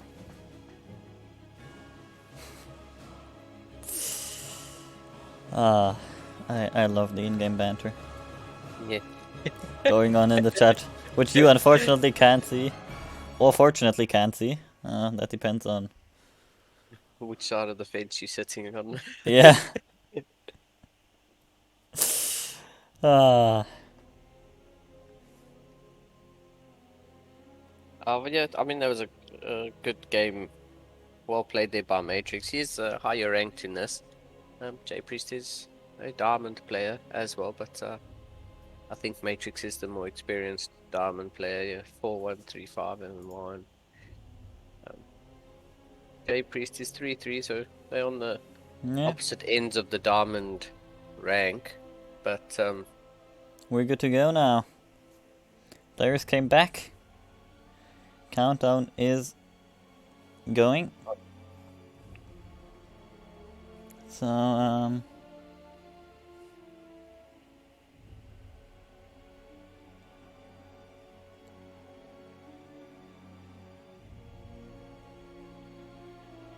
we should be good. Any second to open to that second match. in this upper bracket semi-final.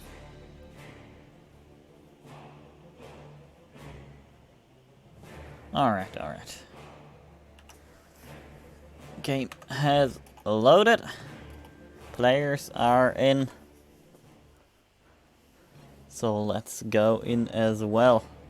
Spawning in the top right corner. The red Protoss for the GDA team. This is Matrix. And in the bottom left-hand side, spawning with the blue Zerg drones, playing for Team CSO, down 1-0. It is J Priest.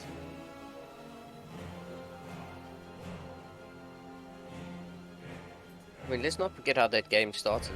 The proxy hatch and the Protoss natural. That really Just- didn't do that much. Yeah, probably not as much as I think Jay Priest had hoped. And I think if he had expanded, like quickly expanded, taking his own natural there, it really wouldn't have been that much of a hiccup from his side. But I think the Protoss, just from that moment, was ahead and just stayed ahead for the rest of the game. And glad to see Jay Priest is taking his natural rather early, not getting pro blocked and able to take his natural on where he'd like to. Oxide is a rather difficult map with the ramp going up into the natural, so it is really a defender's map.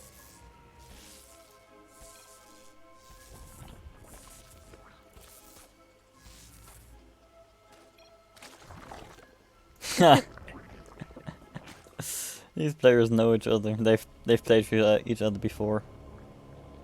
Probably many times in both challengers and contenders.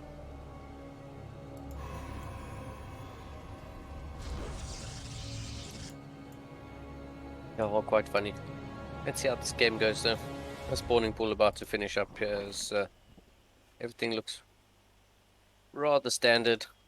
4 lings, 2 queens get fired up as the Protoss is just setting up their wall. J Priest has an overlord there, checking to see if the Protoss players gonna start probing up that natural bases. There's some probe gets chased away by some lings of J Priest, and yeah, everything looks to be pretty standard. There's a stalker here that's gonna start to nibble away at this overlord, and I'm not too sure if the overlord actually makes it back to safety now. Yeah, I think Jay Priest realized that his overlord's a little bit too far away from the high ground, and he's going to commit it into a possible scout, but not going to see much apart from the little high ground there, and losing that overlord actually supply blocks him, so yeah. Jay Priest's got overlord speed about halfway done at the moment, as Matrix is going into quite an early robo here. That robo in the wall, or is being hidden in the main base after that overlord went down. Yeah, that robo's in the main base. So I don't think Jay Priest is aware of that, and I do wonder what that robo base and what that robo's for. It's going to be 4 immortals. If immortal gets fired up at 3.5 minutes, that's a pretty quick immortal. I think Matrix is expecting Jay Priest to do some sort of like roach push, maybe like a 1-1 roach timing attack, and that immortal's going to be his saving grace. But with overlord speed, this overlord is going to make its way to the main base of Matrix, and it's actually 2 overs on the way there. Jay Priest is going to get a scout off. Well, I hope so. I hope they don't just stop there.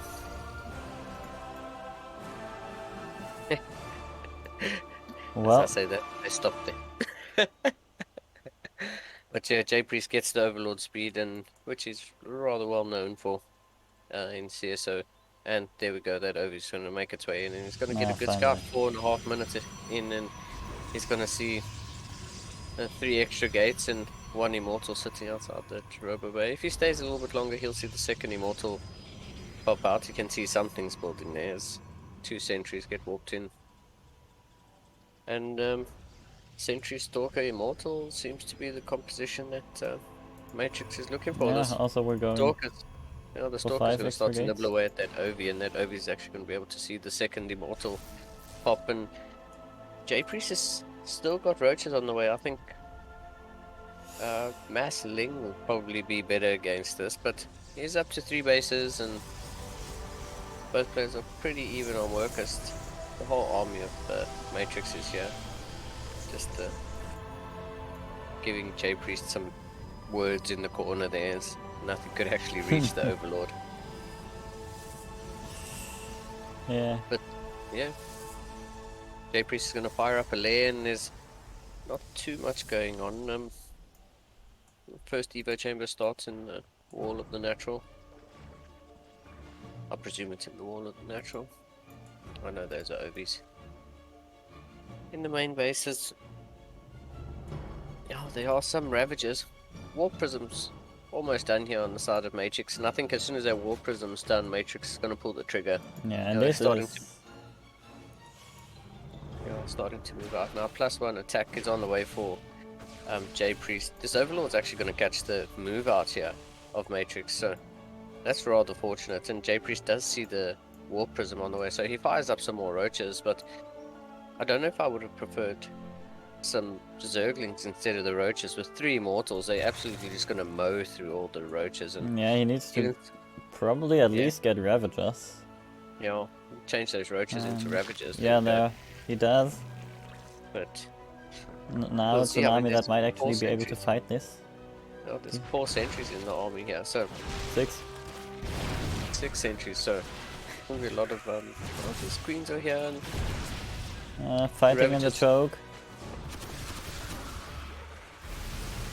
Corrosive he's Bars are going to watching. start to push this Protoss army back, because I wonder if the sentries are going to be there for Guardian Shield, or if they're just going to force field half of the Zerg army off. We'll see how Probably this both. engagement goes. I would Yeah. kind of like Matrix to take down these rocks while he's not doing anything. Since that would open up a bigger attack path for him. Yeah, I mean, J Priest Making does him have some not- links going for a counter attack. They're finally making their way up to the north side of the map, as they see there's no third here on the side of the Protoss. There's an adept here in the wall, and so Yeah, there's a battery behind this. That's So not these gonna links- make it. you know, these links actually aren't going to get too much done. 4 Somebody's adepts adept straight up. through, Yeah, and I think that's taking gonna the pull a few- queens and a few roaches with them. Yeah, and I think that's Matrix's sign to pull the trigger. It's such a nice Guardian Shield here. Though he I don't ate think- all the biles. Immortals, only 1 left alive. Oh, That J is Priest not looks like getting he's too cleaning this hard. up. Yeah. Wow, I actually didn't expect that, to be honest. Yeah, I like thought the Matrix was Protoss did just standing in the biles. it. Yeah, I mean, he did eat quite a few So- bars in. Another Immortal and 7 Stalkers walking in at home, but J Priest is going to Yeah, move across the map. Is up 60 army supply, or, sorry, up 50 army supply at the moment, and now it's not the most technical army anymore. 1 immortal that's half dead. Only on shields basically. yeah, I mean, some corrosive bars in this choke point over Oh! here. Oh, He gets the Warp the Prism. Warp Prism. So GG. good, GG. Wow, Wow, see, that was so nice. That was so good there. I mean, the Proton units getting stuck in the wall there, and the corrosive bars were in a good place to catch the army moving through the wall, but wow, that was so good. yeah. No. That was so good. Very nicely done there, and wow, that was so good. I'm so it's as a Zerg player, it's nice to see those corrosive bars land and get the damage done there. I'm not too sure. I think there might have been an immortal, or there's definitely 2 things in the warp prism when it died there. So there was shield battery overcharge which he could have used, but oh, that was Yeah. so good to see. He thought Unlucky he there could for take the Matrix. fight. And Nice then- to see J Priest tie up the series 1-1. Exactly. Who knows? Maybe Matrix gets out. The chance is No. there. We're tied 1-1, just waiting for one of the to players play to for. accept the invite. Yeah, I'm just seeing that engagement on stream, that initial one. He was just standing in those vials. Just eating. And I Also- thought the Protoss had it there. I thought Matrix had enough to win, but I suppose eating those corrosive bars. Yeah, also there was nice target fire on the two Immortals of to begin the with. 3 immortals, yeah. You know, So yeah, J Priest with a nice engagement and then just having more stuff. Took Yeah, that good follow. victory. Can we re-invite that? Perhaps he hasn't gotten the invite. Nope. Oh yeah, alright. That was the issue.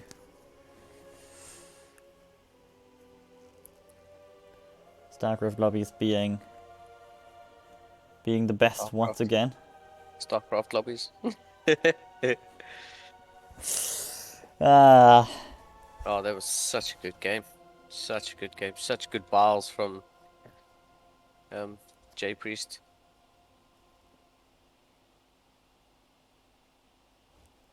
And Alright. yeah, it We looks are... like we're good to go. That's right. The final game in our first best of our first semi-final is going to be 2,000 atmospheres. And it'll determine who goes to the finals. What a good game that was. This is turning out to be quite a series here. Absolutely.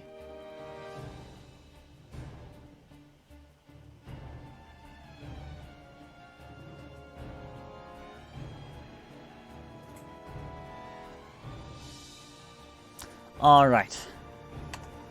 The game decided that at some point it could maybe perhaps load in. So we can also go into the game. Spawning in the top right, the blue Zerg player for CSO is a J Priest, tying it up. And in the bottom left-hand side, spawning with the red Protoss probes.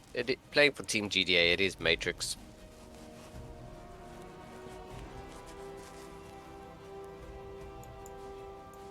So, I mean, Matrix is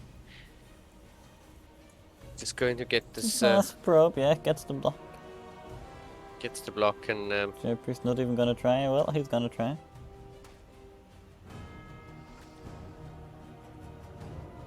yeah, second Second drone drone is going comes to come in, down. pylon.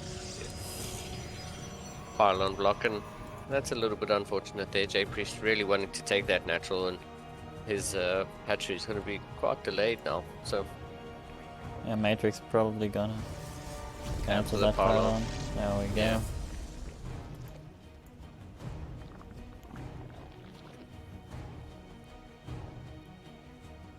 Yeah, nice block. And a successful one. Obviously bringing the Protoss player in a little bit of a nicer position. yeah, I mean that's become quite the meta to stop the Zerg player from taking up a comfortable natural. You pretty much force the Zerg player to go up to 3 bases. Well, I mean they don't have to, but the Zerg player would ideally like to then go up to 3 bases, and it sort of buys the Protoss a bit more time to tech up, while the Zerg player invests in an extra hatchery, and it just means that transferring drones, if the Zerg player was going to go 2 base, transferring drones would take that just a few seconds longer, and that's kind of why this happens. It's just going to be an adept being chrono boosted out into the wall, and I think GDA still needs another, Matrix still needs another building to complete that wall. It is natural. Yeah. So I was, it was confirmed to me that in map 1, that indeed Yeah. was a wall. Okay. TurboChat agreed, and this is an ugly one. This wall here by Matrix. Yeah. So funny enough, I did see this in GSL where who was it? Was it GSL or was it the TSL 7 final between Trap and Raynor, where you do this forward wall so that there's a lot of surface area then on that gateway, but then you can complete the wall behind it with another behind the Cyber core with another building, rather than having to throw down an extra 3 buildings to complete off the wall.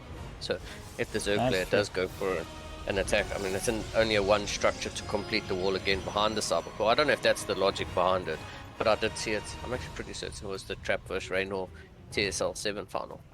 That makes sense. Yeah, I actually did see that. Well, I don't, like I said, I don't know if that's the reasoning behind it, but Probably that did happen. is. Yeah, that did happen. And If pros do.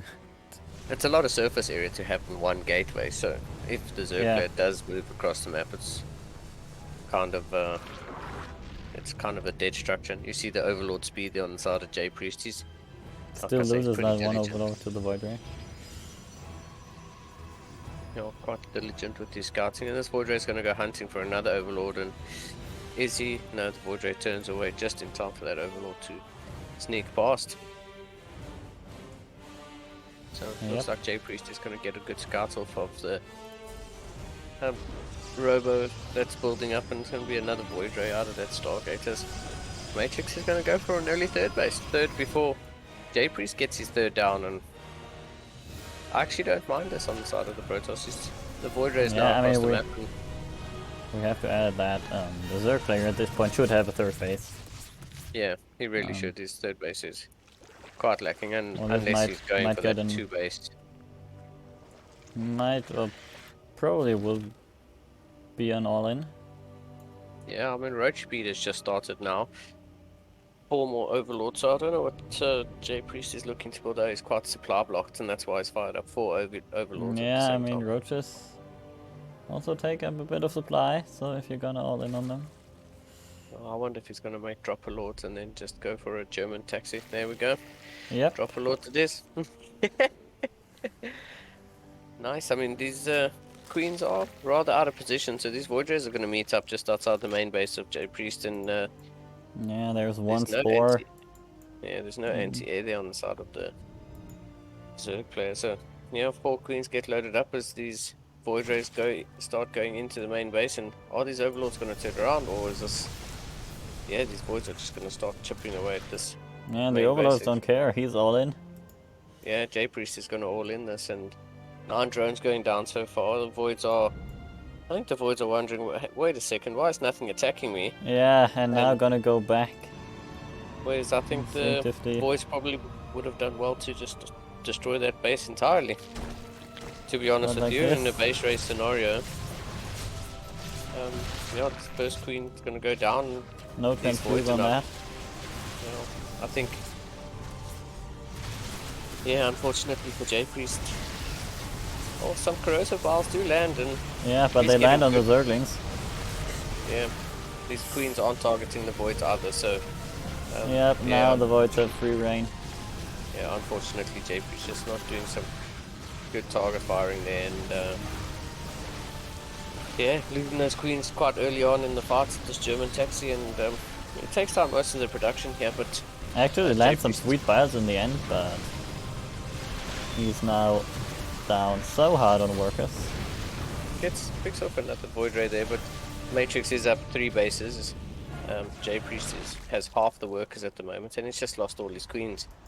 Only has 8 army supply, and that's... Yeah, no, he's dead.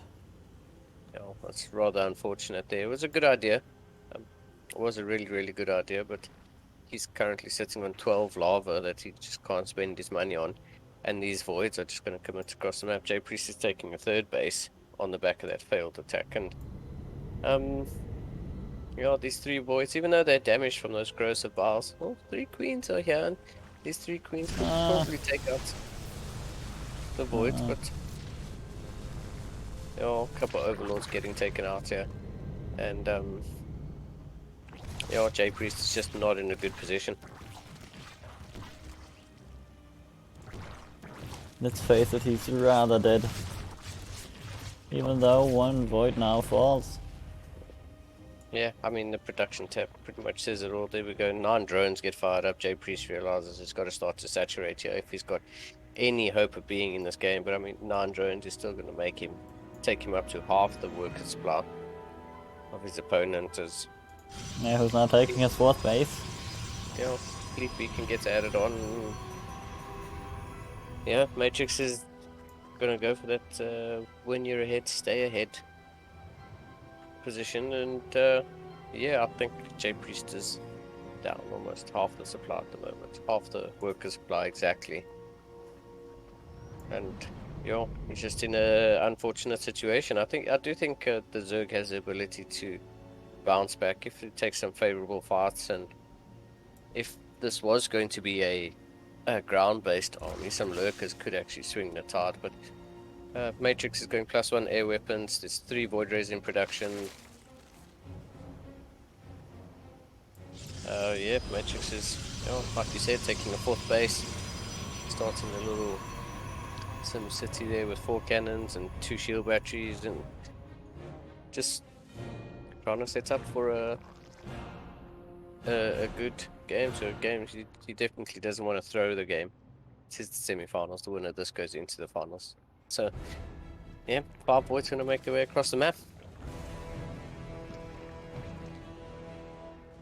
They do turn back.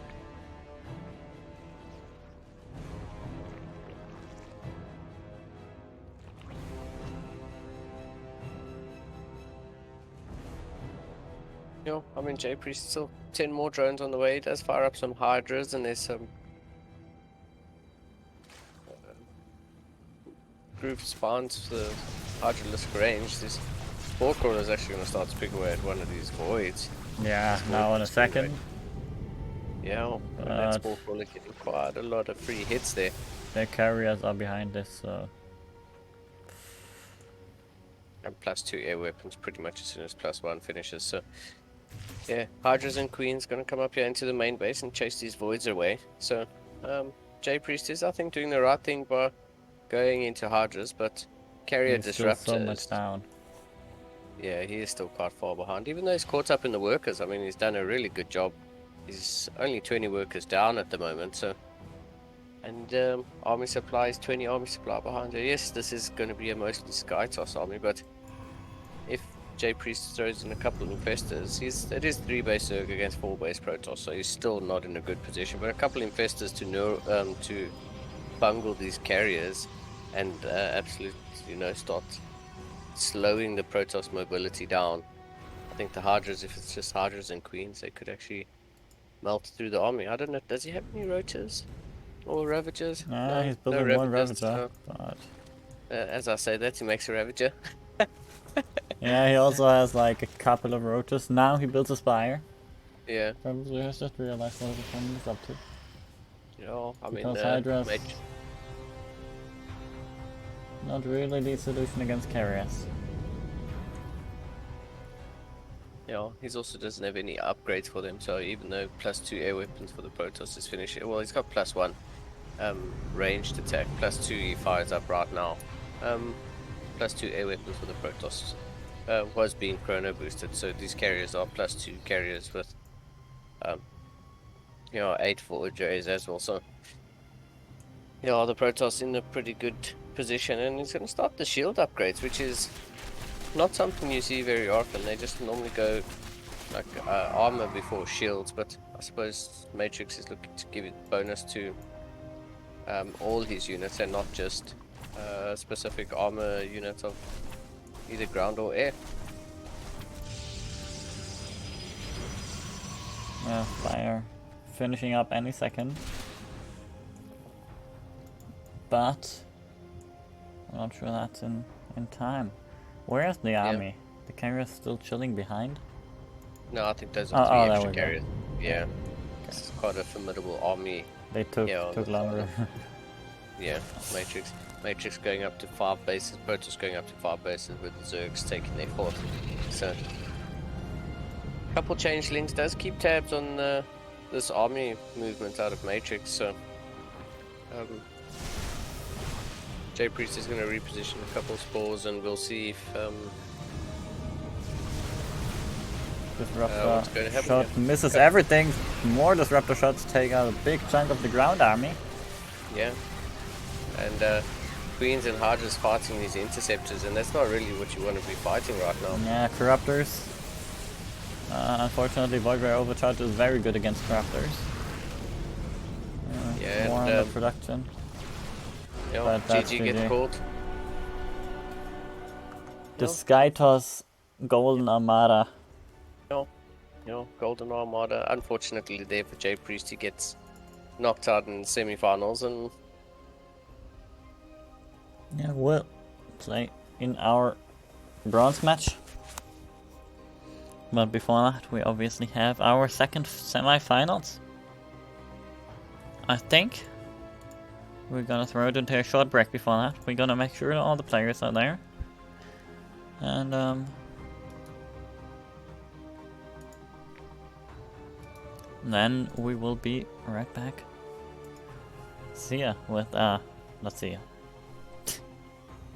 We'll be right back with Ketrok versus Blade. Well, with Cataract obviously an interesting match coming up. I hope. See you in a few minutes.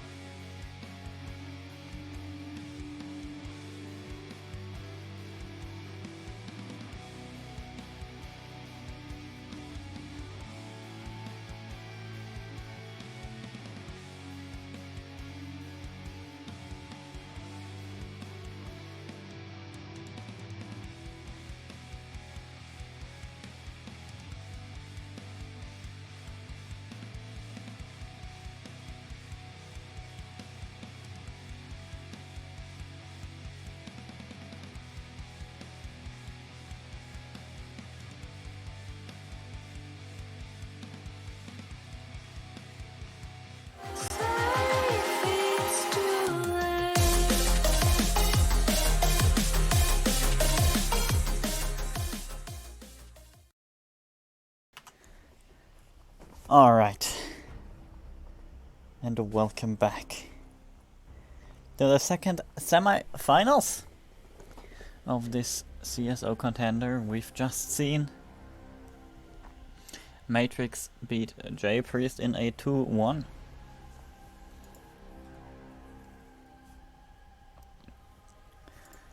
And now we will have Ketrak play Blade. Ketrak, we've seen him play the meme Terran in his series against Tizix.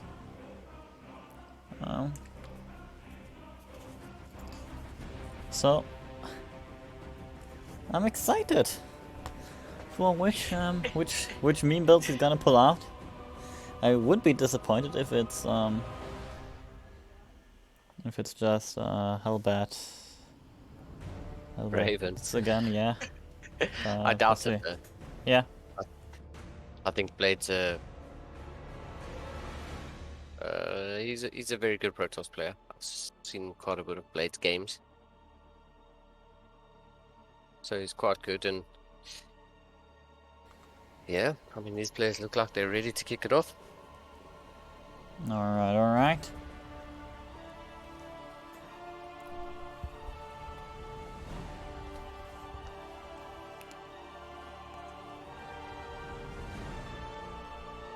Well then.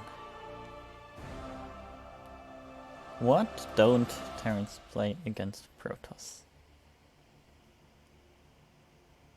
That wasn't English. Raven, Hellbat. I don't know. I don't know. We'll see. I mean, these two players, I didn't check the MMRs or anything, but they're both Diamond 1 players, so Alright. we should see some pretty good games out of the two of them. Yeah. Especially, I think what it comes down to will be whether Blade is able to adapt, because Syzyx, he did the right things in the beginning, got the right army compositions, and then laser focused tunnel visioned himself onto only that strat. Yep. And that killed him in the end. So maybe Blade can avoid that tunnel vision. Speaking of him, spawning in the bottom left of Jagannatha, playing for Berserker. This is Blade.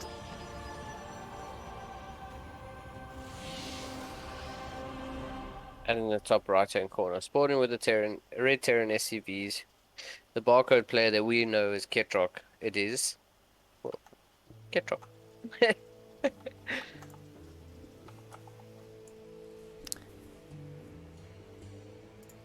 Yeah, I mean, I'm pretty Yeah, curious to see. alright. Okay. Welcome back to Bronze League Heroes, everyone. Yeah. Proxy CC. And Not it's too in sure the what this middle is of gonna be. nowhere. Yeah. This is the wrong position for a planetary rush, is it? Isn't it? I don't think it's the right position for a planetary. Not too sure what.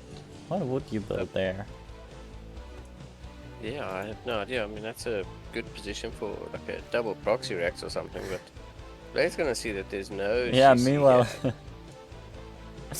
at home, Ketrick hoped that the probe would bother him to fake out an expansion. But no. Blade is very cautious. Checks what's happening, sees the interesting barracks positioning. Did he see the NJB? No, I don't he think didn't. so. But he knows something is up. Now, unfortunately for Blade, this straight path home will not let him see the command center, except the command center flies in, and this is indeed a planetary rush. Yeah. Oh my, he might be able to block it from landing. Oh. Oh, that's so nicely done by Blade. That's really good to see that he's SCVs below this will try to get the adept out of the frickin' way. But this is so nice. So good. He So knows good. what's up. He hasn't seen the engineering bay, but he doesn't need to. Yeah, Blade has seen this before. Oh no. He lets land. It lands. Oh. Yeah, I think Uncautious for just a sec. Not uncautious, but unfortunate. I think even if what do you think if Blade had pulled some probes now? Yes, it's lost mining time, but if you pull some probes here too, I don't know. start chipping away at this planetary. I mean, there's think two that's- adepts now. To adapt to the stalker. Honestly, I'm not sure how I would react. Immortal is on the way, which does good damage against planetaries. There are 4 SCVs now. I'm here for the repair, and He's gonna micro them. yeah, I One knew gets picked SCVs off. could get picked up in an orbital, but I Shield didn't know batteries SCVs are could. drained. Overcharge is getting fired Yeah. up. Immortal is there. And like I said, does some good damage. Yeah. I think Blade's handling this really well. I've never seen a planetary fortress rush like this, so yeah, he's Yeah, now actually all the getting rid of SCVs dead. Yeah, and I think this is a good hold here by Blade. Losing that stalker does hurt. But yeah, that's the hold. GG. Wow. Well, alright. What a game this is. I mean, Nitrox definitely pulling out all the meme builds today, so Yeah. It was really fortunate for Blade to have that adept moving out at exactly the right point to see that.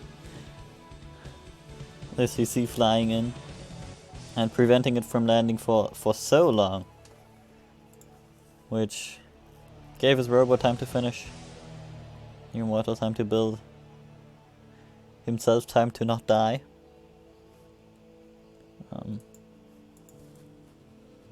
Yeah, that was pretty big. So I see Yeah. you're in game, I'm not. I will invite you to the game, friend. Because Blizzard once again hates me. I will definitely not be playing against Blade.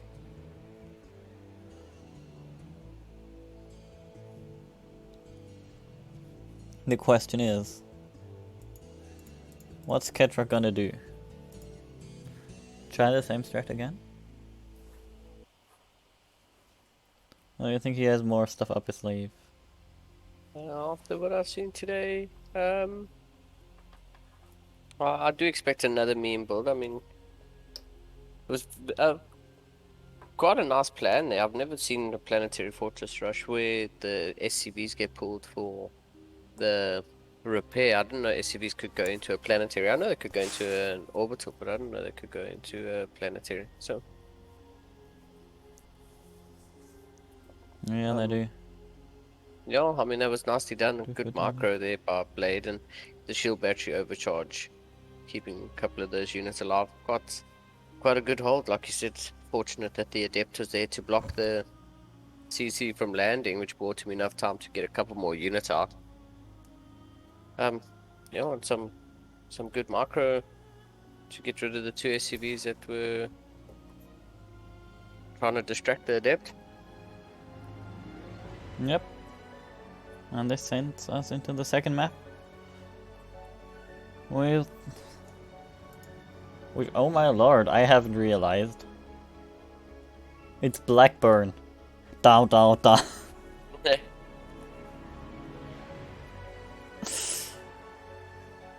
At least our first time casting Blackburn this evening. Yeah. I mean, lowest pick rate map there is. So I'm quite surprised to actually see it.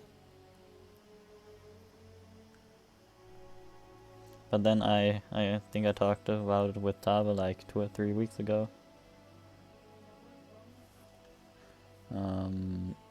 Most maps should probably get switched out.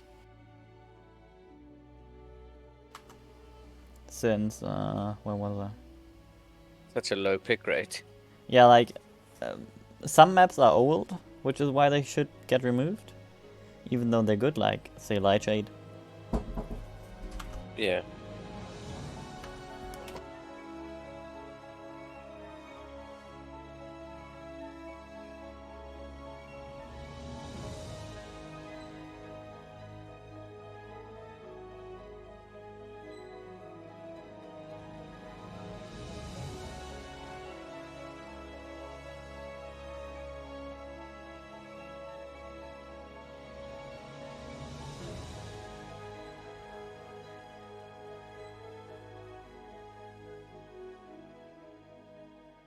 As we get this game underway. Well,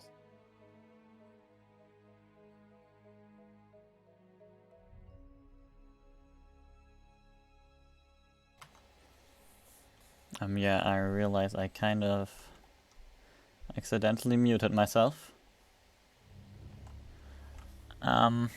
Which is stupid.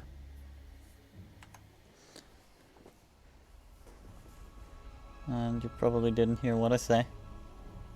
at all. Damn it. Well, second map, bottom right of Blackburn. It's Blade. Bottom left with the red Terran SCVs, it is Ketrock. Once again, we have an SCV moving out. Yeah, Oh, he's gonna... What? he's gonna take the gold. Long distance mining the gold? Okay, that's a bit strange. Alright. That's what you want to do? I thought he was going to take the gold straight off the bat. Oh no, he takes... I mean, this is not the natural location, Yeah, that's a straight third location. which you could use to float to the gold. Yeah, I think But if why you're would going to you build it on construct a layer? location anyway, you should have just taken the gold Yeah. straight off the bat. Use your double orbital and go for muling the gold. That makes so much sense as a Terran to get the double minerals already. So And yeah, Blades just gonna Probe scout. really looking around. Yeah, expecting something out of Ketrock. I'm sure that is expecting natural to be taken on the third location. But yeah, Blade's actually got 2 probes out here looking for something. Really not looking to start any sort of like cheesy builds or Yeah, perhaps anything. I've seen the stream. Did he confirm that there is no Natural CC. no natural? I mean, not really. He didn't Yeah, even see the maybe. barracks, No, hasn't seen the racks, and there's a bunker going up, and which you know, Blackburn very similar to Oxide, where you have a ramp leading up into the natural. That's just very strange out of Ketrock to build that CC on the third location and then float it into the natural. I mean, the probe that was, might. I mean, that might have just been an attempt to panic Blade out. make him think it's a one base build, but when you could have built it in the back of the main or something. I suppose it's much of a muchness, really, just something rather unusual. Yeah, Yeah. and we have a normal game out of Ketrock. It looks like. It's unusual in its own. Yeah. Yeah, so far both players on 2 bases. Blade going for a Twilight Council, so that was a bit strange. Sending the Adept one way and then cancelling the Shade almost immediately. The Adept not taking any sort of like body damage, hit point damage, only some shield, so those will regen a little bit. His Blink gets fired up as soon as that Twilight Council finishes, so yeah, Ketrock popping some assault turrets down just to protect his main base from any sort of like warp prisms. I That's guess it, Blink looks like behind it. this. Yeah, getting into a bit of a normal game here. On the other side, I mean, Ketrock has built 2 missile turrets. 3. Making sure Keep- no air units of Blade fly in. Yeah, the TPM almost at a 1-to-1 ratio for now. There we go. The 4th missile turret starts up and yeah, Ketrock actually 4 Marines in a bunker, siege tank. Like I said, there's a ramp going up into the natural, so it's quite a easily defended natural. Blade throws down some extra gates in a robot just to wall off the ramp of his natural. So neither player looking to start to anything, any sort of aggression. Blade is gonna, I think, opt to go for a third base rather quickly. Throws down a pylon and throw down his third nexus now, and you know the Protoss generally want to be one base ahead of the Terran in this matchup, and so yeah, okay, Yeah, has to and reposition the unfortunate- pylon. yeah, unfortunate placement there on that pylon. So you know, his third nexus is going to be a little bit delayed. This Ketrock just is a setting lot up. of tanks. Yeah, he doesn't want to die. He is on his last life in the semi-final, and looks like it's going to be mech. Many factories. Armory Armory. coming down. Yeah. You know, with I'm kind of seeing Thors and tanks. Yeah, Some Widow Mines mixed in there, alright. I do like the Widow Mines going up against the, like at the top of the ramp. Even if you double Widow Mine the top of the ramp, if you stagger them, it can actually be quite a dangerous thing. This one tanker, Ketrox, is He's moving Oh, now. just gonna- Taking yeah, the triangular turret. And it's a places strange the tank. place for In the that middle tank. line. Well, I suppose the SCVs will just pass straight through it. They can sort Yeah, of do the they have middle their walk. place, like not through it, but bending around. Oh yeah. Yeah, also, I mean, this game's just gonna slowly start to build up. Thermal Lance gets fired up as the first Colossus is about a quarter of the way done, and yeah, charge with +1. This is actually a pretty timid start to the second game of this final semi-finals here. The scouting zealot. Just gonna check if there's a third base here. It's actually gonna be mass widow mines on the side of Ketrock from his mech setup here. His 5 widow mines are gonna four widow Yeah, mines are gonna I think set one off to already the got sent. yeah. Oh, he's gonna build a minefield, and it Yeah, around already worked out. Now these mines will get spotted. There's He a probably didn't observer here. expect the base there. Yeah, I mean, Ketrock doing a pretty decent job of keeping Blade on his toes. Blade now knows that he needs to keep an observer with his army because he doesn't Yeah. have an oracle to revelate any sort of like widow mine. So Oh no! Oh no! Oh no! The It's second adept. it's a 2-kill widow mine and smack bang in the middle of Yeah. the map, and yeah, Blade's gonna take his 4th base as the And that is a nicely positioned widow mine. Unfortunately, this one will get found out. Actually, it won't. Oh, there's the observer. yeah, Alright. there's an observer. As yeah, extended thermal lance is about to finish. +1 finishes up here on the side of the Protoss, and we're sort of just gonna go into a mid game where both players are looking to take up 5 more tech labs on the way here for Ketrock, as he's going Mass Raven. He really likes his Mass Raven strategy, Yeah. and it's going to be Mass Raven, Mass Widowmon. Together with those Corvid reactors. Yeah, So this is this going to be time- a planetary fortress Widowmon. Oh, it looks like you floated that base here. Oh, that's actually no, really nice. yeah, that extended thermal lance has such a big range. Okay, it looks even bigger since Protoss always attack the middle of a unit and for a base. That's in the middle. Yeah, I like the But fact still. that Blade's repositioning here. He's like, okay, cool, we are not able to take out that Ow, planetary yikes! fortress. These widow mines. Yo, such good splash damage there from those widow mines, and Yeah, that that's was actually big damage just on saving both grace sides. there. Yeah. Widow mines do friendly damage as well, so I'm pretty sure they helped take out those tanks. But I like the fact that Ketrock is expanding all over the map here, to be honest with you. Oh He's no. taken the 6 o'clock base, which I've never seen someone take, and he's actually gone for the 12 o'clock base as well, so yeah, Alright. I do Final like takes that. down the middle widow mine, by the way. Yeah, finally. The adept killer. Yeah. It's yeah, Ketrock's actually got a couple ravens heading into the main base of Blade, and I don't know if he's throwing down some auto turrets or what. Yeah, he does throw down his auto turrets. There are some stalkers here to help defend. The stalkers do But they have forward blink. there. Oh, Oh, Is and that that really reveals hard? this base to them, doesn't it? Yes, it does.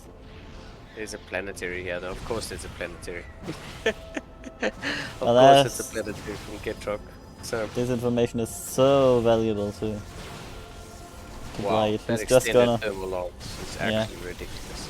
Colossus walk down the ramp. And this is a very dead base. Yeah, I do like Blade microing that observer back so that he doesn't lose it. Does take a little bit of hull damage there, but yeah, shutting down of this base is actually going to do Blade a lot of good. I wonder if he's sort of going to suspect it in the top right there, but some widow mines actually in the 3rd base of Blade, or I haven't picked up any sort of probes, but there No, are the widow probes mines. got pulled. Yeah, there's also probes. Oh in the, no, oh no, oh no, you cheeky man. That's so cheeky. 4 Widow Mines. I mean, only 2 get the shots off on those probes, and there are another 2 Widow Mines here that aren't going to get the opportunity to shoot. But 12 probes going down, and yeah, Ketrock up in workers. Although it's I think we need to say that he is only on 1 orbital, and the rest of his bases are planetary. So being even on workers probably favors the Protoss there a little bit. Yeah. Who is mining from the gold base, which well, he was. was He's mining. starting now again. Oh, the mine. Oh no. Is that a cannon though? Yeah, I think that photon cannon will just be in range of. Alright. Oh, here we go. Blade's gonna commit in here, and finally takes down this planetary. Doesn't manage to pick up any of the SCVs, but yeah. The mine did shoot. Oh. But that's Yeah. not that important in the grand scheme of things. One Colossus falls, one is incredibly low. But there are some High Templar now in the mix here as Yeah. these Stalkers blink forward, and the Stalkers are going to be able to jump onto the high ground here. I mean, they should have vision. With the Yeah, Colossus. the Colossus can walk up that ramp as well as Ketrock's trying to take the 6 o'clock base again, and he's put another orbital, well, he's put another CC here, and Yeah, it that was doesn't not work out being this time. yeah, nice of Blade to shut that down. This being said, I mean, Ketrock is muling the 12 o'clock base that Blade has absolutely no idea of, so Blade, I think, is just going to commit in here to the natural, and unfortunately this Archon's not going to be able to jump up. Oh, that blink micro. Okay, some of them get stuck in the bottom, Yeah. but Yeah, I mean, that blink micro is pretty good in case there were any Widow Mines there, they would have baited the shots. yeah. But yeah. Also Yeah, now the we'll go. Colossus finally joining the fray and walking up that ramp. No, So the many bottom would- mines popped at once. Yeah, I think. Oh no, both observers are on the same spot.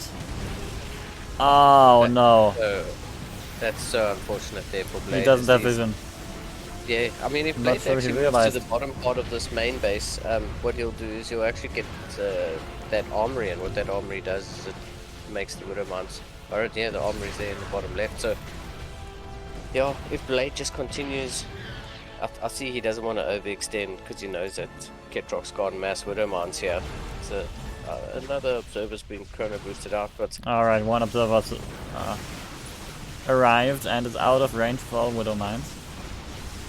yeah, It's- I like the fact that Stalker's outrange Widow Mines. I think it's probably just by 1 hex, though. Yeah, that is so close. I know that when during Heart of the Swarm, they would technically outrange them, but because the units didn't move precisely enough, Yeah. oftentimes the Stalkers would walk into the range, despite Yeah. being able to outrange it. So that's like Yeah. These Stalkers barely catching enough some range. Ravens is so nice. Like, that's so nicely done by Blade. And even though Ketrock has expanded on all around the map here, both players even on workers and exactly even on supply. I think Blade's got a bit of an advantage here that is taking out the main base of Ketrock, and knowing Yeah, Ketrock, he will and probably soon re-expand the here, armory Blade will go take down. vectors. Oh no, it doesn't Okay. leave the armory where it is. Nice Widow blinks, and he's Yeah. not taking all damage from all of them, but then the observer is dead again. Yeah, Blade doesn't actually commit in for that armory, so these 2 Widow Mines are actually still closed. Yeah. He probably hasn't realized that the armory is there and would uncloak the Widow Mines, because Yeah, usually the armory is in the back of the main base like it is, and Yeah. that's not a thing to worry about because you're not gonna get it anyways, unless you've won the game.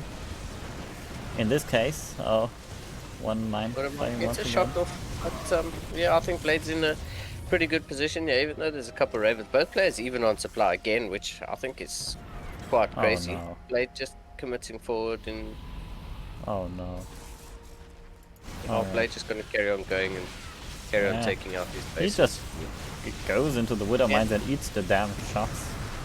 Yeah, Observer finally arrives once again.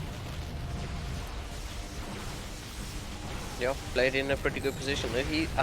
He still has absolutely no idea about that 12 o'clock base, and I think that's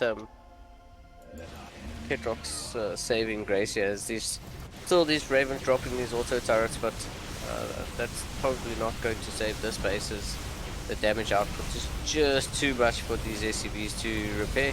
But the planetary still does quite a bit of damage. What? That's crazy. That's so crazy. I mean, Yeah. if Blade had just microed and taken out 2 SCVs there, I think Yep, they would have taken down exactly. that planetary. But He's gonna try now to jump on top of it. There's now 3 observers. yeah, but there All we the go, SCVs splash. are dead now. Oh, I know, right? He can pretty comfortably take it down. And it's GG. GG gets gold. Wow, what a crazy game that was. It was a pretty passive start, to be honest, and then it kind of just exploded into something quite crazy. Mass Widderman, Raven, and that's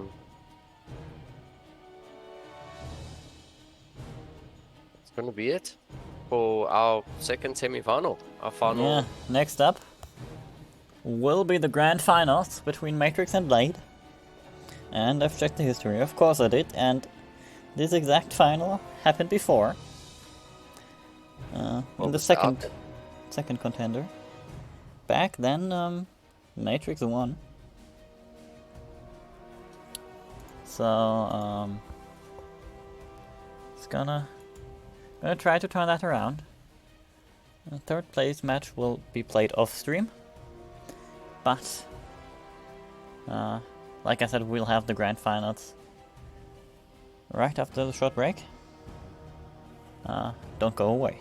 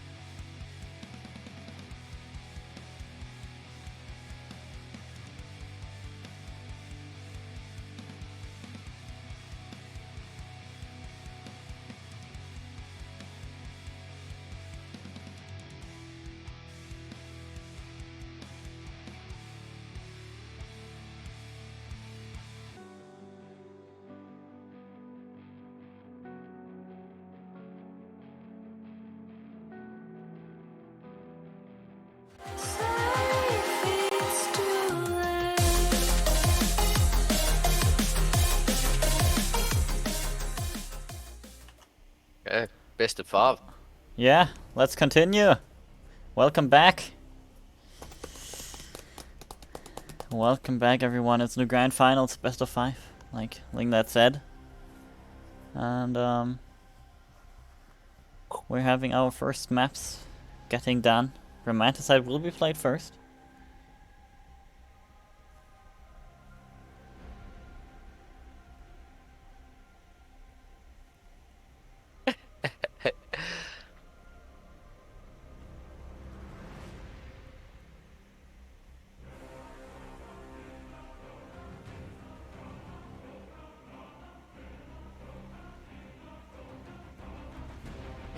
There we go.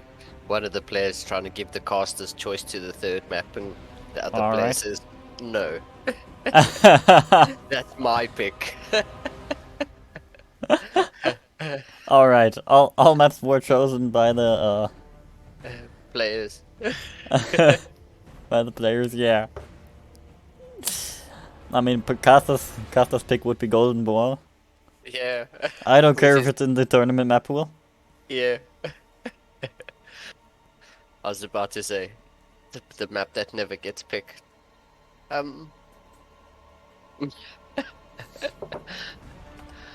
Romanticide is going to be our first map.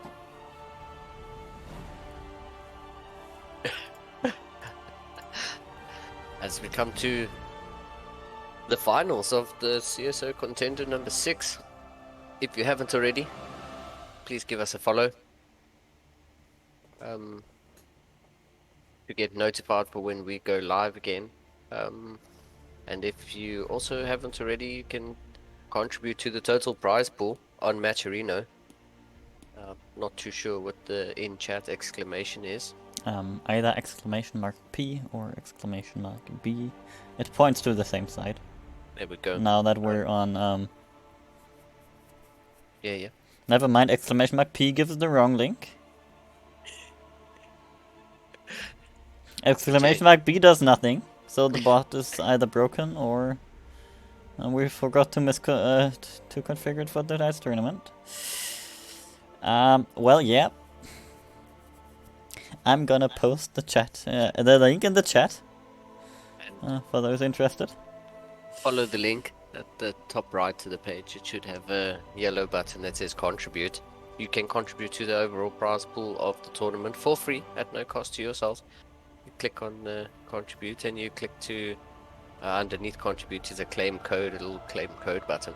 You click on that, you'll claim one of the 25 remaining codes for the tournament, and you'll add 25 cents to the overall prize pool, which goes directly to the players. It does get split up between the first 3 players, and it will, it helps fund these sort of like entry-level tournaments, as we try to feed the bigger tournaments and help players grow, and a little bit of an incentive is definitely how we get there. So if you haven't, claim a code. As I said, it doesn't cost you guys anything, and it helps cool tournaments like this go on. This is turning out to be quite an interesting one, as we have Blade going on up against Matrix. Yeah, we now have the first map ready of the grand finals. Like we said, bronze match being played as we speak off stream. And once we get them, we'll report or give you an update on the scores.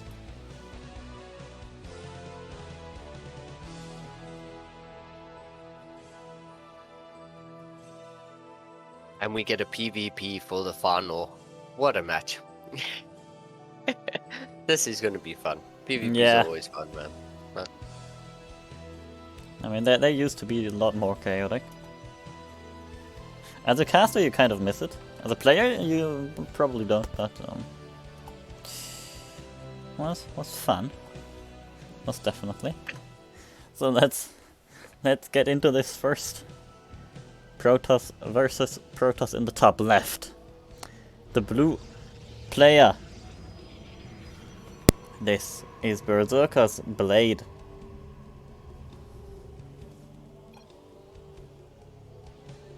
And in the bottom right-hand corner, playing for Team GDA, it is Matrix. The players seem to be agreeing to a predetermined strategy of mass zealots only. And Let's see we'll, which one of them breaks it first. yeah, we'll see if they honor this agreement or whether there's some sort of deviation as both players go into the main base of each other and they start to just get a scout and both players see double gases and pretty much mirrored exactly. So I thought Matrix was gonna put a cheeky pile Yeah. on there and oh, I thought he was going for it, That man. that probe went so deep into the corner. Oh, That would have been so nice. Matrix is gonna go for the oh, there we go, they're both going 2 gates into Cybercore, so no deviation. There's we'll see how this game pans out. PvP for the finals. This is going to be so good.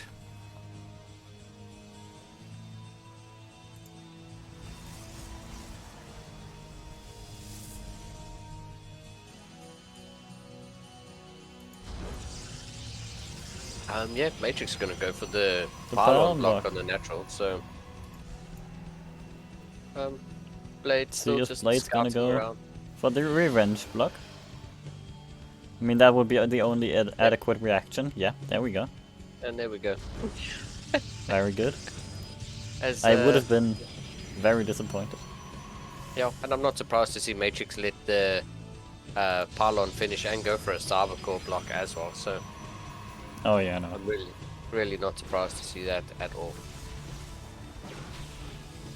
It does make a lot of sense just to ensure, and Blade does the exact same thing. I mean, ha! Is what he says, and he goes for the cyber core block himself. This is going to be, these two players are definitely going to give us a very interesting finals, and Yeah. Probably also one that's rather entertaining. yeah, I mean, So we have the first tech deviation. And with deviation I mean that Blade is building a robo and Matrix isn't.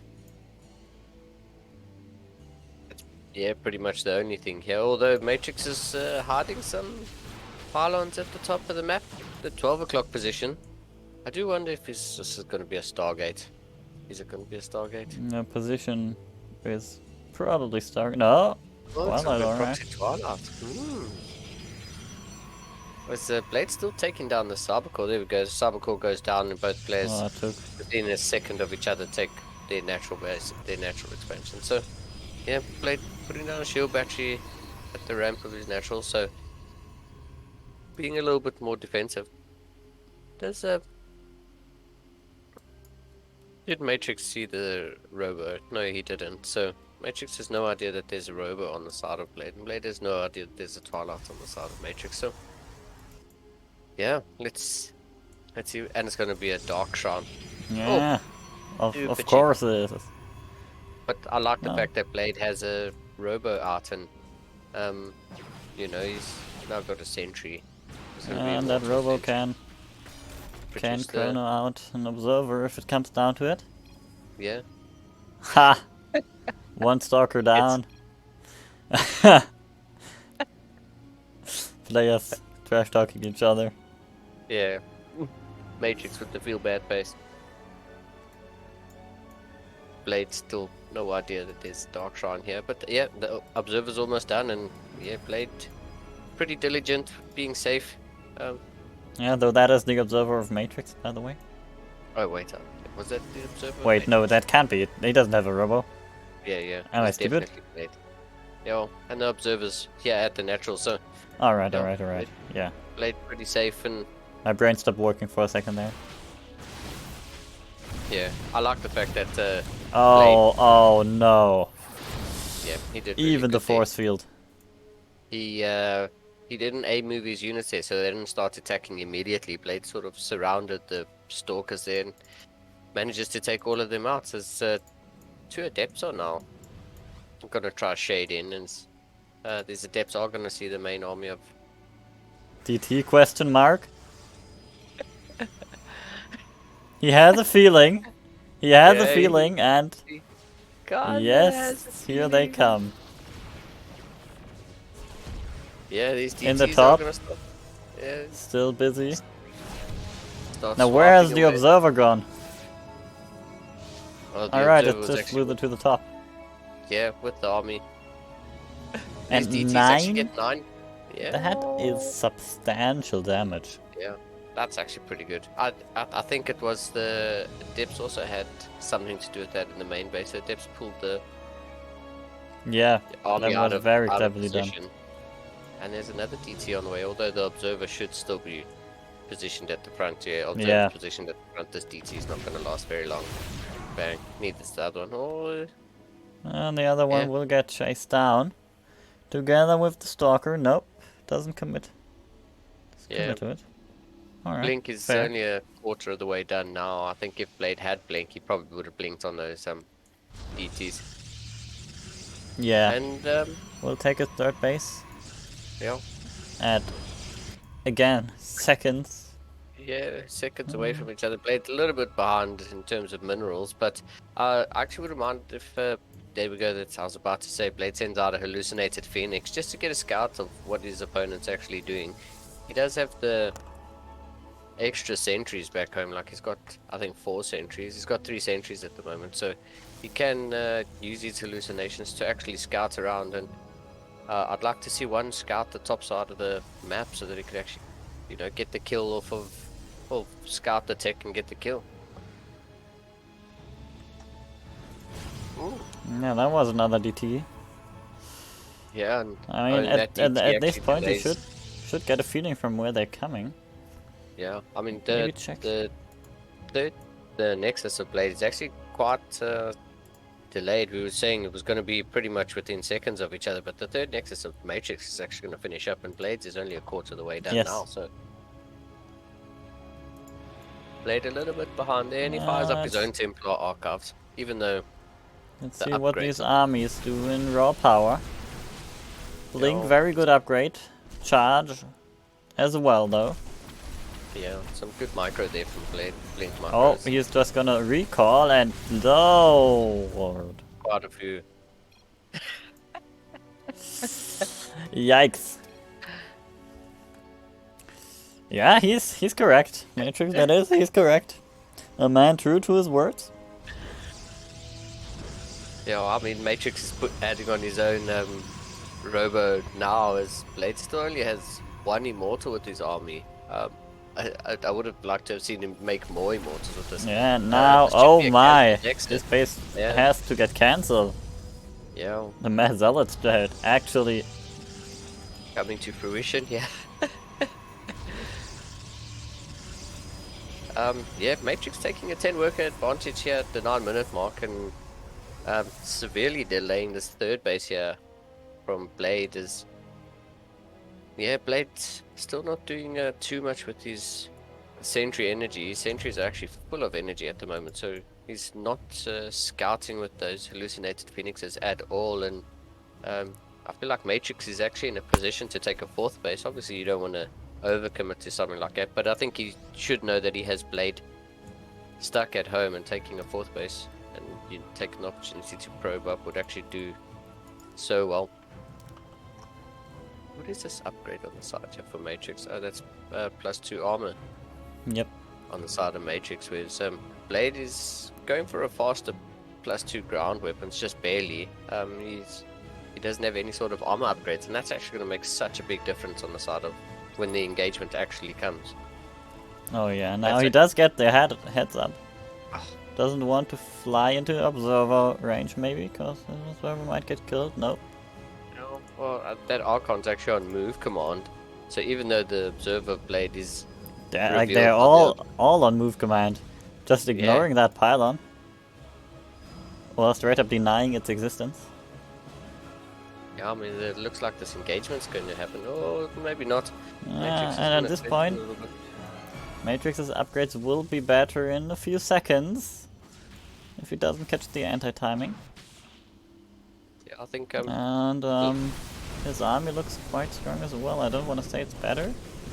There's no immortal in there.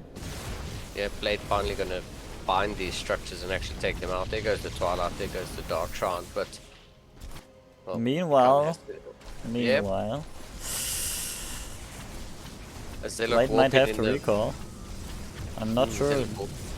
his reinforcements are enough here.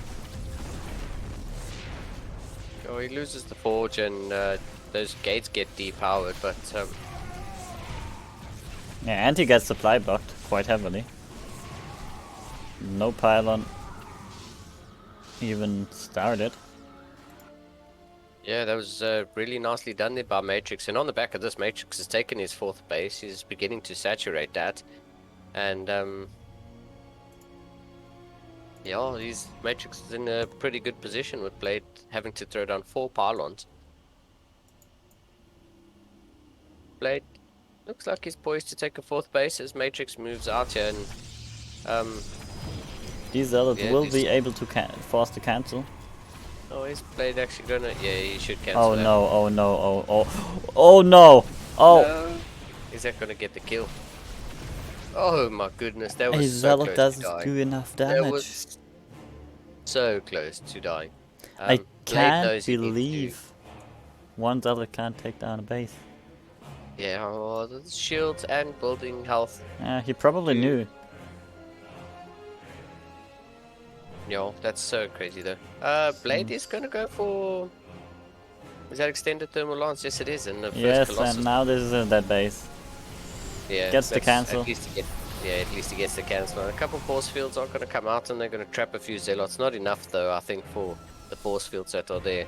I'd like to see Blade. I know he's building Colossus at the moment, but an extra immortal or 2 in this army would actually do so well against this mass zealot.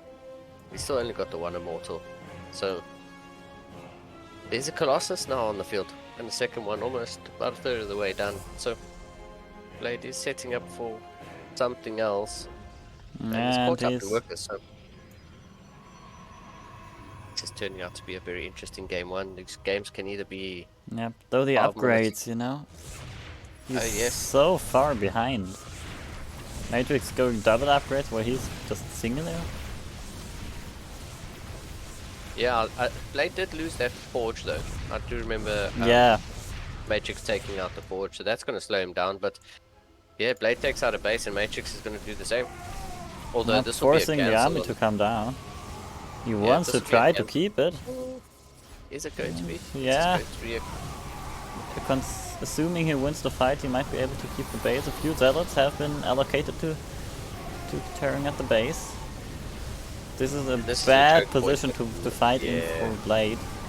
Yeah, that's not a And good position. this for him looks to be like fighting. Matrix will get the W now. The flank warping. Yeah, that's a lot of zealots that just got warped in. And I just think that was a bad place for Blade to be taking that engagement. And he's going to recall something to that Nexus right there. Yeah, that was such a bad recall. I mean, that recall, he literally recalled that Colossus a few steps to that 4th base. And yeah, there's just too much knocking on the door here for Matrix. Matrix with the 2-2-1 upgrades against Blades, just +2 attack. And GG's going to get called.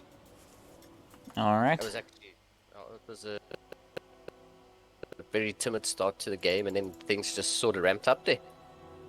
Wow, Yep. this is the joy of PvP. Yep, indeed.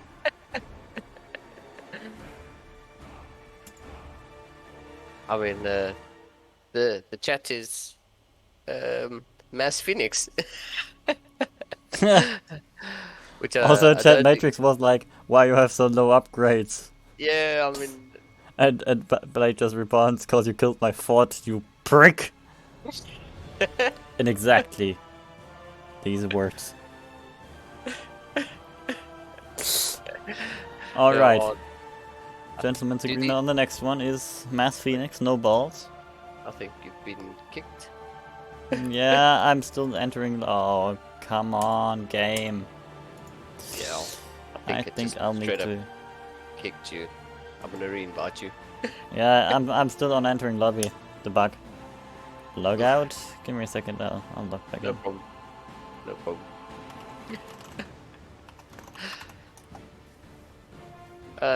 Do you know how well these players know each other? Because they seem to know each other quite well. Yeah. Like, these are the players which play in, like, the diamond tournaments. Okay. And there are quite a few of them, so... They do know each other. Alright. Let's invite you there first to party, and then And then I'll bring you into game. Yep. Great.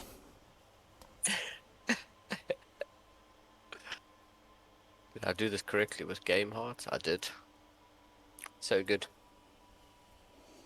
Alright. Game 2 is going to be Oxide. Players are ready. We are ready. Let's get this one going.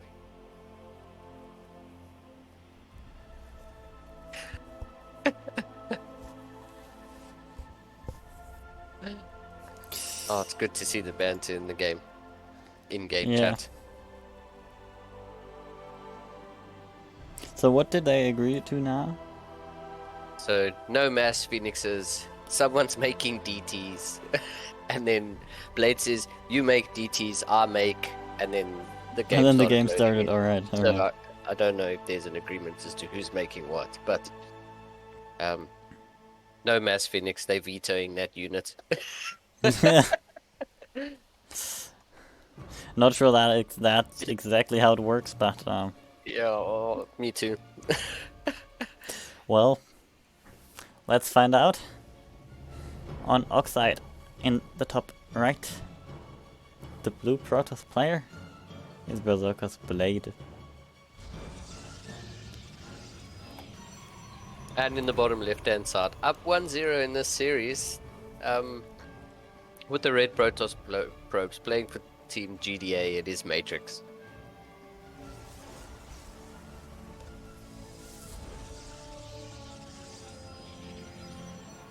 Yeah, I mean, this is turning into be quite a good series. I mean, the banter's been pretty good, and Blade has sent out a pretty early probe, and I wonder if that's just going to be... Alright, so...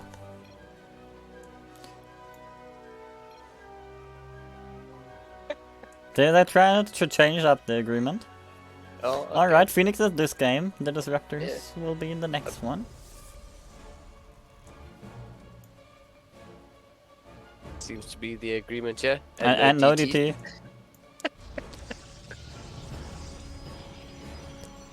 Yep, no response out of Matrix there. That is a response as well.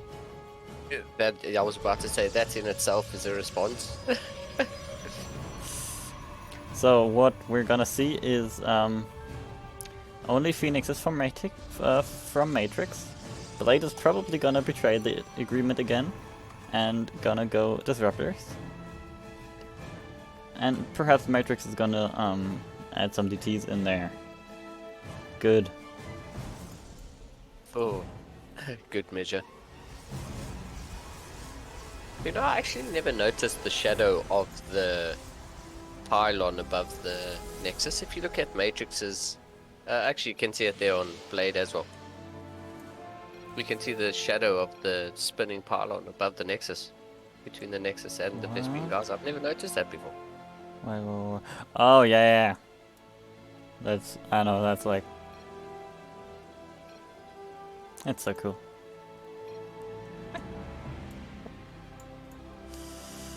Some of the details No in this block. game are amazing.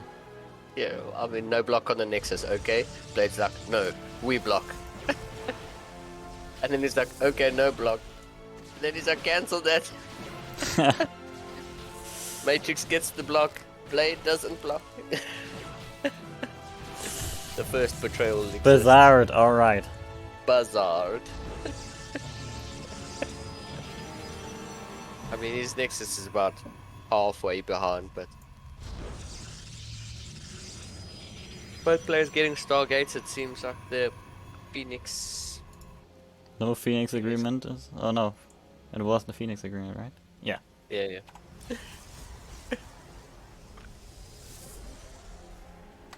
Mass Phoenix is something that I've seen recently in GSL, and it's kind of one of those snowball things that once you start making Mass Phoenixes, you kind of have to commit to the Yeah. Mass Phoenixes, and players both actually have to get all their upgrades for that, because I mean, it's quite it can turn into be quite a snowball effect of who wins the Scar battle. Yeah. Matrix does If on you've- the yeah. second Stargate, whereas Blade's only on That one is- at the moment. that is like such a big lead with the second Stargate. If Blade commits into the Phoenixes as well, you will have a hard time there.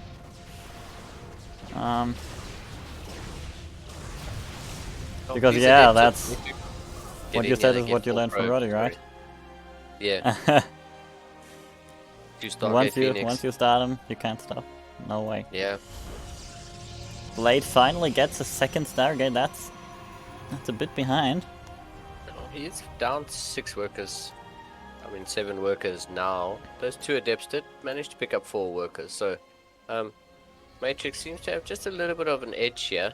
He did block the natural of Blade, and Blade didn't manage to get the natural block on Matrix, but yeah, like you said, getting that extra Stargate pretty early on does definitely help us. There's 4 Phoenixes against 3 currently, and Yeah, and Blade should know. Like, he saw the 4 Phoenixes and he saw the Stargate, so yeah, he knows what's going on. His Stargate only Oh. now finishes the second one.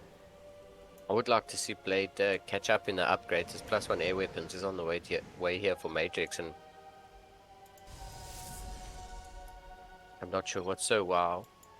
Ah, the fast double Stargate. Yeah, he knows exactly what's going on. As I said. Yeah.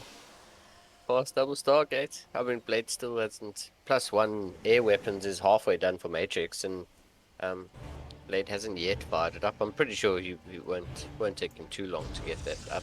But yeah, I do like the fact that Blade has 3 Stalkers back home to defend. If there was any sort of like aggression on the side of Matrix, the Stalkers will help out a lot. But the third base from Matrix is quite a bit faster. About a third of the way done, and Blade has a probe ready for starting his third base, but he actually Didn't yet do so. hasn't actually put down the Nexus just Also, yet. So there's a fleet beacon for Matrix. Halfway. and that's going to be for the Phoenix upgrade, speed upgrade. isn't it? Yeah, that's gonna make the Phoenixes better. No, these Although I Stalkers, think as now with said, these Stalkers, Blade should have the advantage, assuming he's not fighting in range of a shield battery. I do wonder if that's going to get a reaction out of Matrix, or if Matrix is just going to let the 3 Stalkers slide. And there's the upgrade on the fleet beacon. These Phoenixes of Matrix are actually going to be so good. Also, if you keep an eye out on the production tab, it seems to me that Matrix's macro sometimes seems to slip. It's not always to the double Phoenix being produced. Blade is down 12 workers at the moment, though. So Yeah, that commitment into the Phoenixes. You must make it pay off. Oh, picks up a Phoenix. And now, alright. There comes There we the payoff. But here's the fight here. I mean, Matrix does pull his Phoenixes into one little ball so that they can't easily be picked off here, as more Phoenixes from Blade are rallied up to this group, and yeah, Blade picks off 8 workers, sort of brings the worker count back down, but he's still behind by 9 workers. Yeah. Plus 2 air weapons on the way for Matrix, where Blade still hasn't fired up +1, and I think that's going to make such a huge difference. Oh yeah, Blade, and that's like Blade is ahead 13 Yeah. to 9 Phoenixes, but these I mean, upgrades. will actually make the difference there. Yeah. Matrix adding on a 3rd Stargate right now. Yes, Blade is adding on a 3rd Stargate of his own, but he only fires up +1 now. Yeah, I plus wonder if 2 we should air go weapons. for the double or triple upgrades even. Yeah, I was about to say, even throwing down another Cyber Core to get the armor upgrades is, I think, Yeah. really important. Or like a forge for the for the Ground. shields. Yeah. Oh yeah, forge for the shields as well, so like an extra Cyber Core and then the forge. But he can't really afford it. Again, he's I was like about you to said, say that. he's down.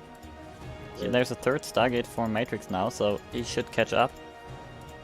Also considering that Blade can't afford that double production. Yeah, I do like the fact that Blade is chronoing out Phoenixes, whereas Matrix, I think, must be chronoing out workers, to be honest with you. Blade's actually, even though he's Yeah. only got 2 Stargates, he's actually using his chronos on that, whereas I think Matrix might be doing chronoing something Oh, else. the overcharge got forced out, and then there wasn't a battle actually. Yeah. These stalkers from Matrix have actually just been able to walk up here Yeah. into the main, and Blade Stalkers just walking up behind this. It's actually pretty hard to follow this. His fight with the camera. yeah, I mean Moving so fast. the pulse crystals, the anion pulse crystals, only now finishing up for Blade, and you see the difference that made in the Phoenix vs Phoenix fight. Yeah, how are the numbers now? Now both on triple 13. production, by the way. Now Blade on 13 8 to 8 versus at the moment. 13. Yeah. Although Blade has 4 more stalkers, well, Blade has 5 more stalkers now that that stalker's gone down. He gets his +3. Air weapons, and he's Oh, chronoing yeah. it. I mean, that's a really nice thing here. whereas Meanwhile, Blade is still on Blade's +1. side. Blade does have triple Phoenix production, whereas Matrix, I think that was 4 Phoenix production in the production tab there, unless queued up Phoenixes count. No. No, they shouldn't.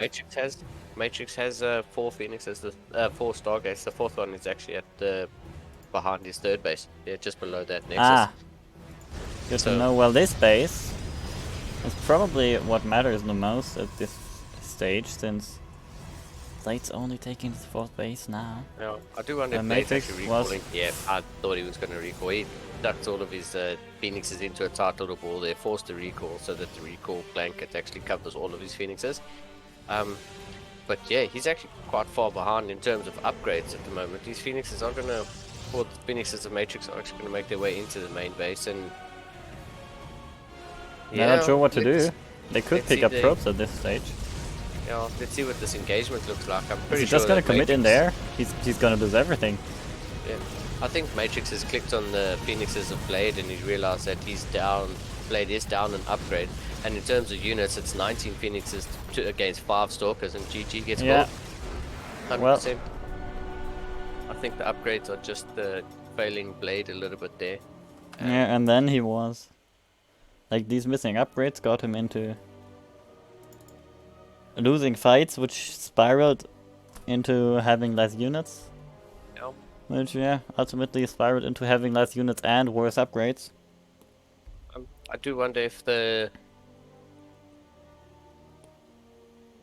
there was a little bit of a no block there, and I don't think that really has a thing to play here. Was I think mean, just the it- upgrades letting Blade down a little bit here. It probably was a little bit of an economic. Advantage, but Yeah. But I it's mean- only one of many factors. Or, Yeah. and a small one.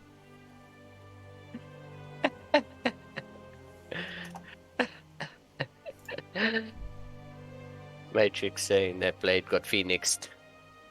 Yeah. Blade saying that Phoenixes are Ember.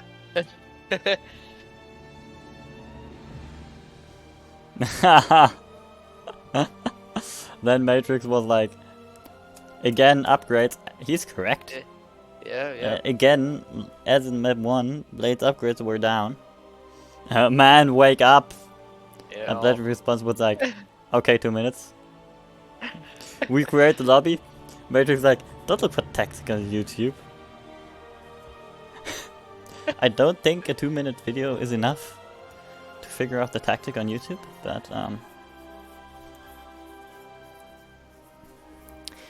they have discussed. agreed on the bots, aka disruptors. Anyways, so I mean, disruptors through the acceleration zones is definitely going to be fun casting. oh yeah. Does the Purification Nova actually get affected by slow and speed zones? As It far doesn't, as I right? understand, everything gets accelerated. I don't know. I'm definitely stand to be corrected, but as far as I know, pretty much everything gets accelerated through the acceleration zones. Interesting. Even I've noticed shades and stuff get accelerated and decelerated. Oh.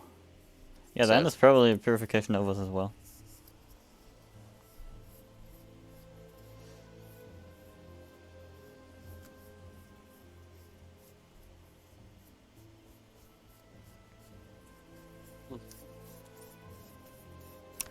Alright, I'm not sure players are back yet. It doesn't look like it.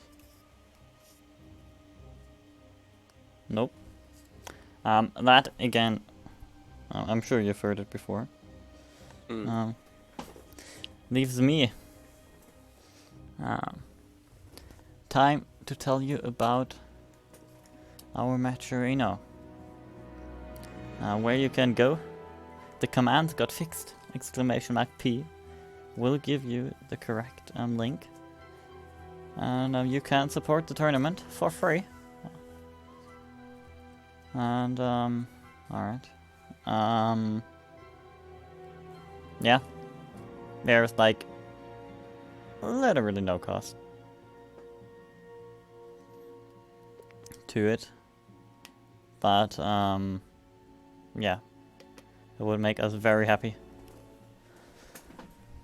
if you did so.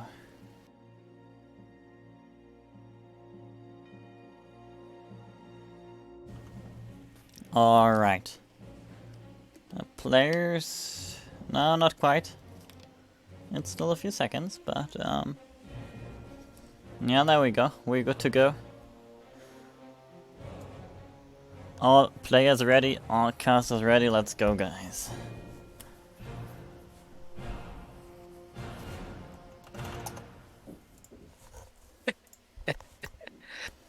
these guys are so funny. It's such a good Yeah. we have such a good final right now. We have a go from one of the players. I'm just waiting for Matrix to Oh yeah, thank you. Yep, there we go. We're good to go here. Alright. I misinterpreted... I misunderstood that one message as a go. Which it wasn't. Boss, remember, of course. Remember. Yes, I remember. Yes. Liar. It's always so funny to see these conversations interrupted by the game Yeah. starting. Yeah. Now you have no idea what they were typing in a response to. But What I'm sure they're activated- gonna reiterate on that once the game starts. Yeah, yeah.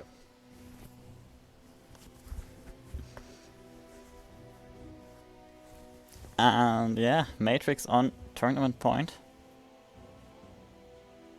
Might be able to secure his 5th victory in a contender. Just getting out of hand. But nope. First thing we're getting is a good luck have fun on both sides. Now the question is, which is the better good luck have fun? With Spaceball or without it? What do you think? I have no idea. I'm really hoping that Blade is actually able to bring a map into this finals. I hope the final doesn't just sit as a 3-0 because the games have been pretty close, and I think the deciding factors have purely been upgrades, to be honest. Yeah. Well, let's introduce those players in the top right. The blue Protoss player. For Berserker, it's Blade. And in the bottom left hand side, as you said earlier, on tournament point, playing with the red Protoss probes, playing for Team GD8, it's Matrix. Bzzz. Probably referring to this probe. Attacking the other probe. Oh, gets the kill. Bzzz. That is something that's like... This is good damage. Getting a worker This it's like Yeah. not StarCraft one worker damage, but It's yes, Blade, he killed one, and yeah. actually, oh, well, he equalized it, these players. so I can't further go on about how big that was because now both got one. Yeah, I mean, and the pylon block comes down just in time on the side of Matrix. Blade had actually literally just sent a probe down there to start this expansion, and yeah, both players pylon blocking, and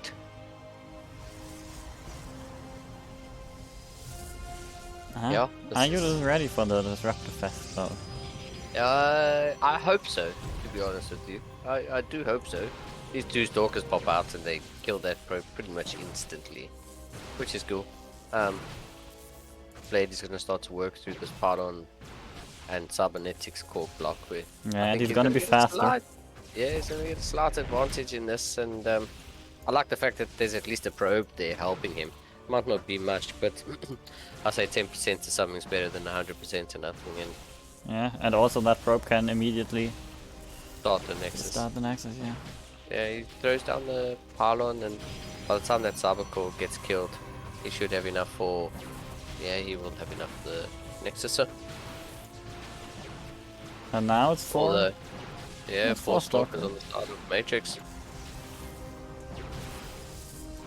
Well, let's see who's faster. Matrix's probe also arrives.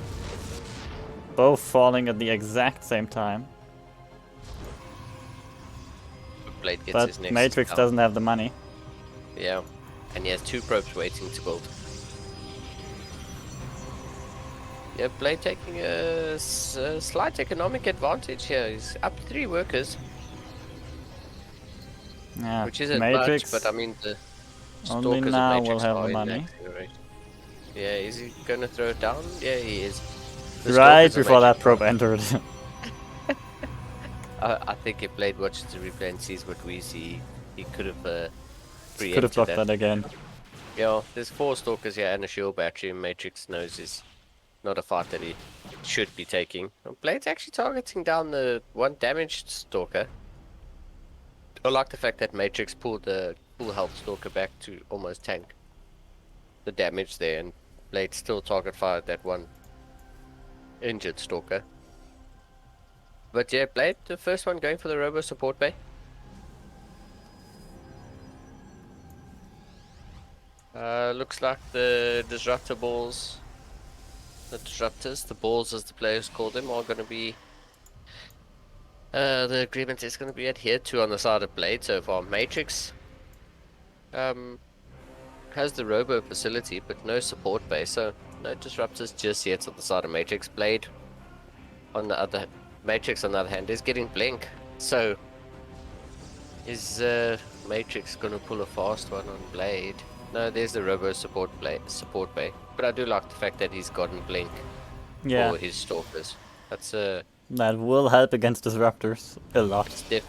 it's definitely something there. Blade starts his blink as the blink from Matrix finishes up, so it's definitely an upgrade you should get. If you're getting stalkers, you should get blink. Yes. There's no way around this. Yeah, there's This definitely. probe will die. Try to morph into a Vespin Geyser. That only works with Zerg though. Zergs, yeah. Yeah. Life is good at the cost of a drone. But yeah, Hallucination will see everything. um, Oh no! Oh no! wow. And gets out of there. Bassard is called by Blade. Blade once again getting his way around the curse word filter. Or whatever Yep. it's called. Very nicely Profanity done. filter. But once again, Matrix is almost done with +1, where Blade hasn't started it just yet. So As I say, they played Fire's at +1, but his +1 is about 70% behind that of Matrix. Matrix just seems to be a little bit more diligent when it comes to upgrades in this particular match, I can say. He just seems to be a bit more, as I said, diligent in getting his upgrades and continuously getting his upgrades, investing in that. Whereas in a couple of games we casted today, more stuff beats less stuff. These armies are just going to miss each other Oh, yes. right here. Blink is Ouch. going to finish here for Blade, and this is going to be a blink up into I the think main you base. need to recall, right? Yeah, I think you need to recall. Oh, Blade doesn't think so. Blade just blinks forward. yeah. Unfortunately for Blade here, he. Oh, Ah, that yeah, was gets two such stalkers, a but cheeky little blink there. I think the stalkers of Blade attacking the third base hit just a little bit too late. oh, the recall might get cancelled. No, Oh, it won't. that's so close. I mean, if like this game is so crazy. These guys are so good. Workers are pretty even right now. That recall was just so close. To finishing. Both forges get taken out for Blade, so even though Matrix is has constantly reminded Blade to do his upgrades, blinks into the main base, takes down both those forges, and then recalls home. Like, that's so funny. These guys are so good. Matrix Yep. taking the 4th base.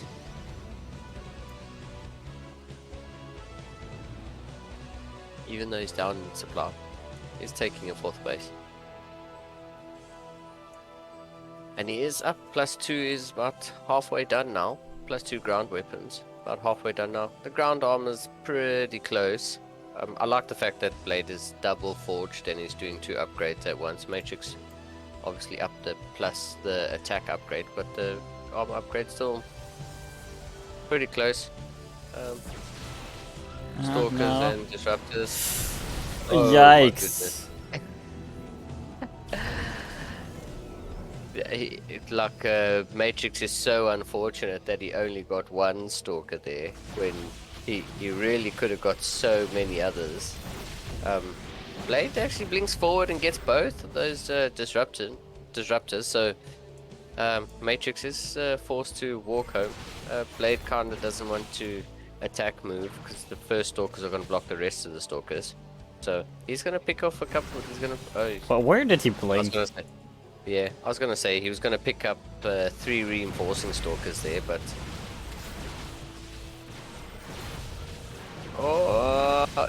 those stalkers just managed to pick off that disruptor before the purification nova lands. Oh.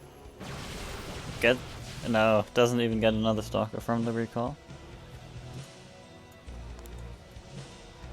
And this game is turning out to be quite wild, with Blade taking a 30 supply advantage at the moment. Even though he's only 4 workers ahead, he's up almost double the army supply right now. So Blade in a pretty commanding position, and his upgrades are about to his armor upgrades are about to even up.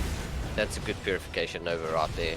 As yeah, it looks like Blade's going to take down this 4th base as he starts to establish a 4th base of his own, and Blade in a pretty decent position. Yeah, I don't like the disruptors being right at the front there, where the stalkers should have been attacking the Nexus. But some stalkers are just actually going to check the army of Matrix here, and Blade in a pretty good position. He's up almost 30 supply. Yep.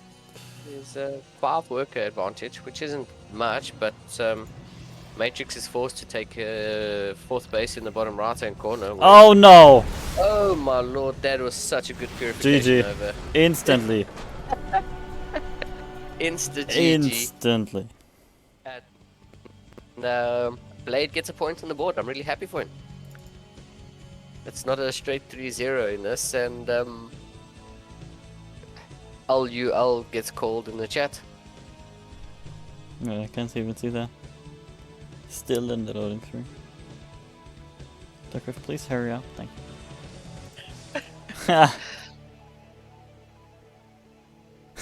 I want to see the stream 2 minutes. Oh no, he's gonna see it. Oh, he's gonna see it. Who wants to see the stream? Blade. He needs the satisfaction.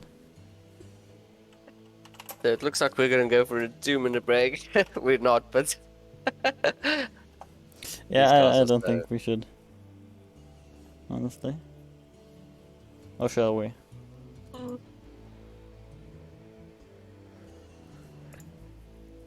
these cars are so funny. Yeah. It's actually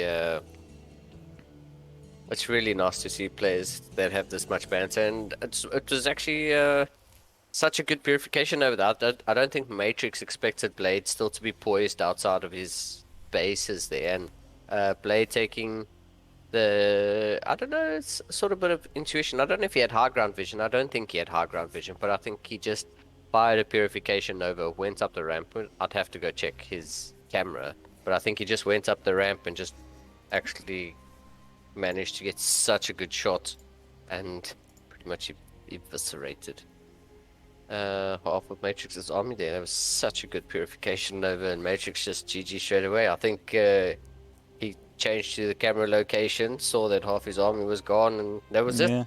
Blade was up. Supply Or like already probably taken. he saw it in the last second. The Nova already inside the Stalker's camp, Yeah. and there goes And that was boom Yeah, in that that's exact it. second.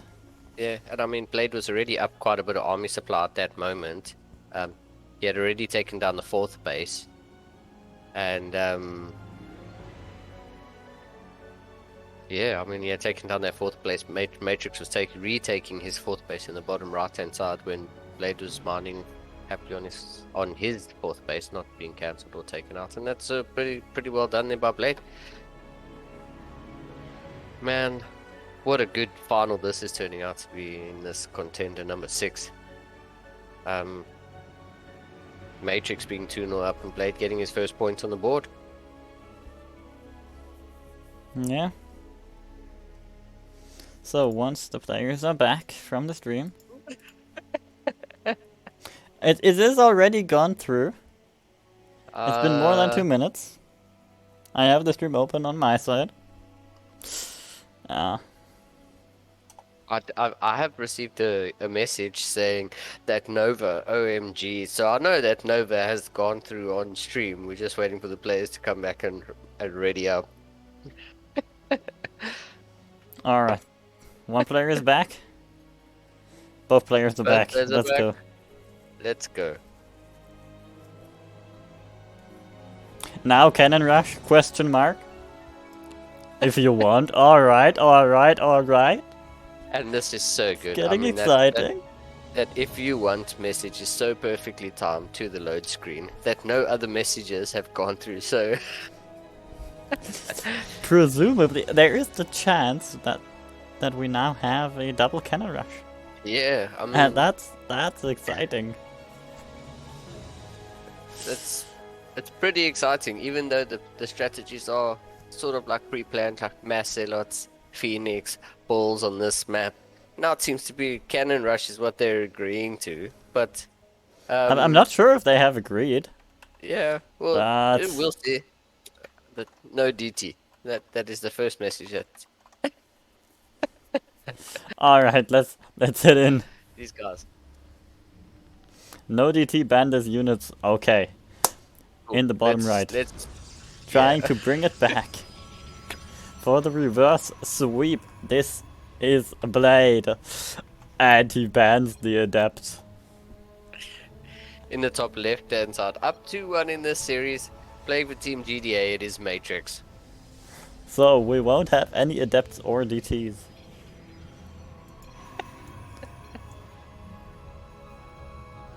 We'll see. Blade I seems to have stand gone corrected. back on his unit ban, and we'll see if Matrix accepts it. Yeah, Yeah, Matrix nope. doesn't accept it. That's it. You banned what you banned, and That's unfortunate. That's how the rules work. that's it. Very, very unfortunate.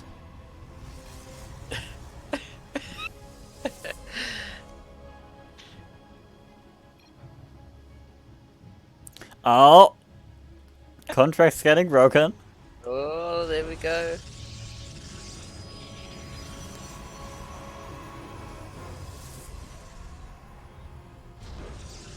Now we'll see if there's any honor to this. Yeah. Is there any honor here? Will there be a cannon rush? No, definitely not. Okay, then Ben Oracle. Blade, I gotta no. say, yeah, Matrix is kind of in the right. Hey, he does have a point. You don't think so? He does have a point. I like DTR. Oh, you see, Blade's being a little bit too sly here. He messed up and he doesn't want to accept it. Yeah. There's still no forge, so there's no cannon rush either. I don't know if I should let the players know. There's 2 adepts against 2 stalkers, yeah. Matrix is making adepts, Blade making stalkers. Won't be any sort of engagement here, but there was an adept ban. Yeah, And, apparently all Matrix is- contracts have been... Or null and void. Yep, and apparently there also is... Oh! He blocked the block! He blocked Wow. the block! These Alright. 2 stalkers actually come out in such a good time to actually take down the pylon. Like, That, imagine Matrix had isn't they gonna gone there half a second earlier, they could have prevented the probe from Yeah. even building Well, I it. mean, the exact same thing is happening on the side of Oh, Matrix as but it well, actually so- had a finish there. Yeah. Yeah, so I mean the pylon gets to finish, but there's no cyber core block here, so it's not an extended block. Blade is definitely going to throw down his Nexus first this game. And Stargate on the side of Matrix. Stargate's finishing up now. Blade's going for a robo, Matrix going for a Stargate. We have 2 very different tech parts so early on for the first time in the series.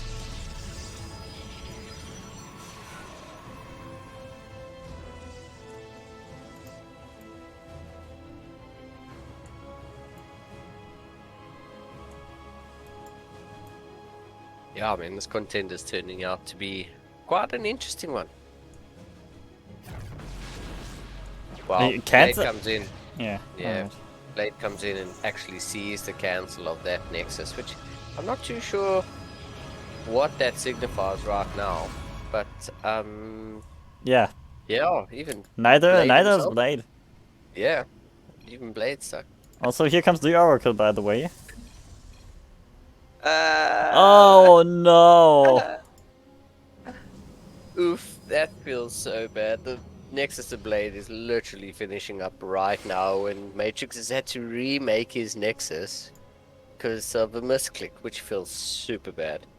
There's an Oracle, as you said, there's an Oracle on the side of Matrix where Blade is making Immortals, so Blade has obviously seen the Adepts of Matrix kill his pylon, so he knows Adepts are on the field. There's no Oracle ban here, although Blade has 4 Stalkers to deal with any sort of like Oracles, so we'll see. There are 2 Oracles. 2 Oracles can one-shot workers, so let's see what happens. Yeah, 2 adepts coming, shading in. They do Oracle actually turns get around. 2. Yeah. I mean, the Adepts do actually manage to get in. And, Oh, 1 Oracle barely stays alive, but gets But 5 kills. 5 workers. I mean, and Blade is still ahead by 2 workers at the moment, but if those Oracles hadn't gotten 5, Blade would be up 7 workers. I think I know who's gonna throw down a DT shrine now. The scammer gets called. And these Adepts are going to finish up here, and Blade actually loses the probe that was holding the door there, so these Adepts are going to come in. They get 3 more probes. 4 more probes go down with the Oracles in the natural. But for those 4 probes, Matrix loses 2 Oracles and 2 Adepts. Blade says nice. Yep. Now Blade is actually behind in workers, but it's not that bad if he would continue producing them Oh, from nice. all bases. Yeah. I mean, Blade has gone for a very early 3rd base, which now that Matrix has lost map presence by losing his Adepts and his 2 Oracles, I think it's really smart of Blade to throw down that early 3rd Nexus, because he knows that Matrix doesn't have any units out on the map. He has to keep his units at home in case Blade moves across the map to attack him. So Blade knows that Matrix is stuck at home, and he's taking this advantage to, go up a base, and he's only down 3 workers. So I like this position for Blade. Up 5 supply, which doesn't 6 supply, which doesn't really mean much right now. But being 3 bases against 2 bases, it can really snowball into a really solid thing. Yeah. Still no robo on the side here for Matrix. Blade's the only one with a robo. So, and Matrix the only one with a Stargate. So, and he is making void rays. Void rays are pretty good, especially against armor. So void rays. Also, immediately Solid forces the cancel. Yeah. I mean, he saw everything with his observer. Yeah. So Blade is well aware that there is void rays. Nice. His blink also Force hasn't field there. finished yet. Yeah, 1 force field on the side of Matrix, 2 force fields on the side of Blade there to trap the force field from Matrix, made the Stalkers go around, and then Blade force fields the rest of the ramp so that the army of Matrix can't get down the ramp. It was so nice. These guys are playing so well. Yeah, playing so well. And I say that Matrix doesn't have a robo, his robo is about to finish up. As Blade gets a Templar Archive, so I'm pretty sure you were right as to who's going to throw down that DT tech. We'll see exactly who throws down that DT tech. Nice force fields there, trapping a couple of these Zealots and, taking a little bit of the firepower out of the army. Blade up nearly 20 supply at the moment. As +2 ground attack fires up for Matrix with +2 ground, +1 ground armor is almost done for Blade. So it's going to be 2-0 on the side of Matrix against a 1-1 of Blade, which actually isn't a bad thing.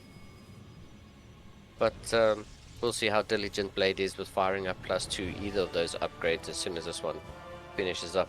As the void rays of Matrix might get caught by the Stalkers. That was Or pretty will close. catch the Stalkers, depending on who you ask. Yeah, And yeah, whether but then their ability is being used. Blade blinks forward. I don't know if that's a little bit too soon now, I was going to say. I'm You not can't sure, really- did he even see the void?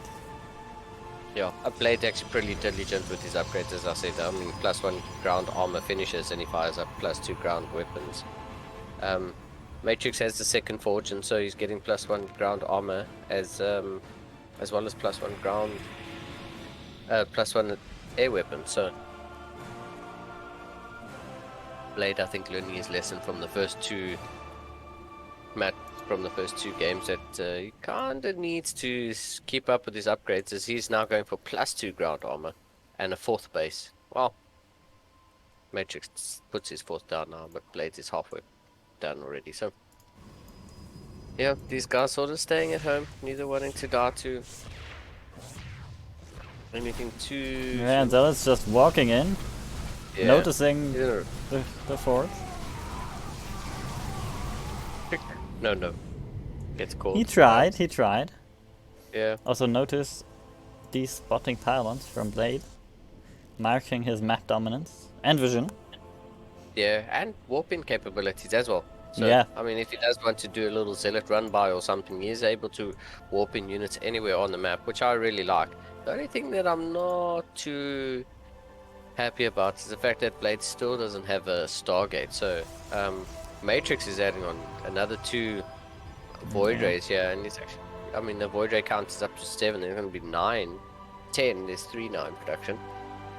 10 on the And side Blade. of Matrix, and Blade is really committing into these gateways. Blade really committing into a gateway-based army. Archons are getting morphed in, and yeah, I'm not too sure about Archons against void rays. Is there a disruptor on the way here for Blade as he goes for +3 ground weapons and +2 ground armor is almost done at the moment. So He Blade doesn't taking believe in the air attack. a slight upgrade lead, but not too much really. did Blade? Yeah, he actually remade that pylon that got taken out. Yep.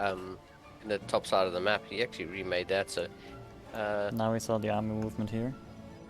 yeah, pure hallucinated Phoenix actually doing a good bit of scouting here. So, Blade is aware of the army movement of Matrix and plays on pretty much even supply. Although Blade is up 12 workers. That means Matrix is up almost 12 army supply, so well, a couple zealots get caught here and the supplies sort of even up. Blade up 9 workers at the moment. Yeah. Like, Turning to these be- carriers. Yeah, I was about to say, it turned out to be quite a good game, but the Stargates from Matrix being utilized here and 3 carriers on the way. Yeah. And Blade... Now the advantage for Blade is that his ground units do have upgrades, while Yeah. the air units... are on the side Really? of the Matrix, yeah. Blade throws down 3 Stargates, so I think he kind of realizes that if any air units come out of Matrix, he's kind of stuffed, that he doesn't have any air units of his own, and yeah, both players trying to get some zealots out into the map just to do a couple run bars and see what's going on. Supplies pretty much dead even. Actually, the supplies are definitely even. 79 workers and 97 army supply. As yeah, Matrix is getting a little bit of map presence now, getting a little bit confident out on the maps and we'll see what that translates into, because 3 carriers are about to finish up. There's the first one, and Blade is actually poised here. Yeah, Blade's actually poised outside the 3rd base here, and gonna be a little bit of a warp in here. He does have a reinforcing warp prism, but yeah, I think Matrix is aware that Blade's out on the map, and yeah, here we go. This This gonna might be the fight. yeah, this is gonna definitely be the engagement. This is a lot of Archons here, and I wonder how that splash damage is gonna do against all these interceptors. Yeah, though we Blades see the Void Rays focusing down the Archons just because of that splash damage. And so far, most of the interceptors have survived. Yo, I do like the fact that +3 ground weapons is finished for Blade, +3 ground armor is almost done, and +1 air armor is on the way. Blade's got making 3 carriers at a time out of the 3 Stargates, so Yeah, he really wants to catch up. yeah, And both he players has going to. up 5 bases, and yeah, this game looks like it's definitely poised to go quite a long way. This run bar gets caught by Matrix and shut down pretty quickly. Sort of. This round by gets through though. Yeah. It's turning out to be a really good game here. I think Yeah, Blade's Blade is repositioning now his army. up in bases. Void Rays coming in, sniping the Archons. If you can Yeah, I call it think sniping. I was about to say, these Archons should really fight within range of shield batteries, just because Archons Half of the are- army gets recalled. Alright. It's a I bit guess unusual there. this 5 Zealot ran by.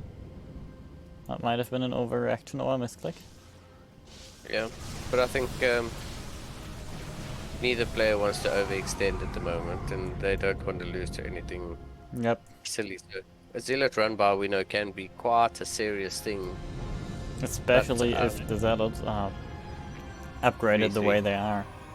Yeah, I mean Blade's Zealots would be 3/3 Zealots. Speaking of upgrades, Yeah. once go for it. again, we've got the 2 air weapons versus 1 air weapon, with 3 on the way versus 2 on the way, plus the shields for Matrix. Yeah, Matrix going up to +2 shields where... Shields are I'm apparently actually- pretty good with interceptors. Oh, okay. I was gonna say, shields are often a neglected upgrade in terms of like Protoss. Protoss players just generally don't get shield upgrades. Where, now that you say they're pretty good with interceptors, it makes sense why you would do them like towards your mid to late game. Whereas Yeah. in the early game, 1-1 is definitely what you're focusing on. Whereas, yeah, mid to late game shields. Also makes now, sense. Matrix will finally get his +2 ground armor. In ground upgrades, Blade is pretty far ahead, as in 3-3 versus 2-1. So, Matrix playing the catch-up game there. Matrix's Yikes. +3 air weapons is done. Oh. And that's a very big thing there. Yeah. With +2 air weapons is about Isn't even done. We yeah, have a it's about mothership 2/3 of the way. being produced for Blade. And a Dark Shrine on the side for Matrix. This game is turning into something else.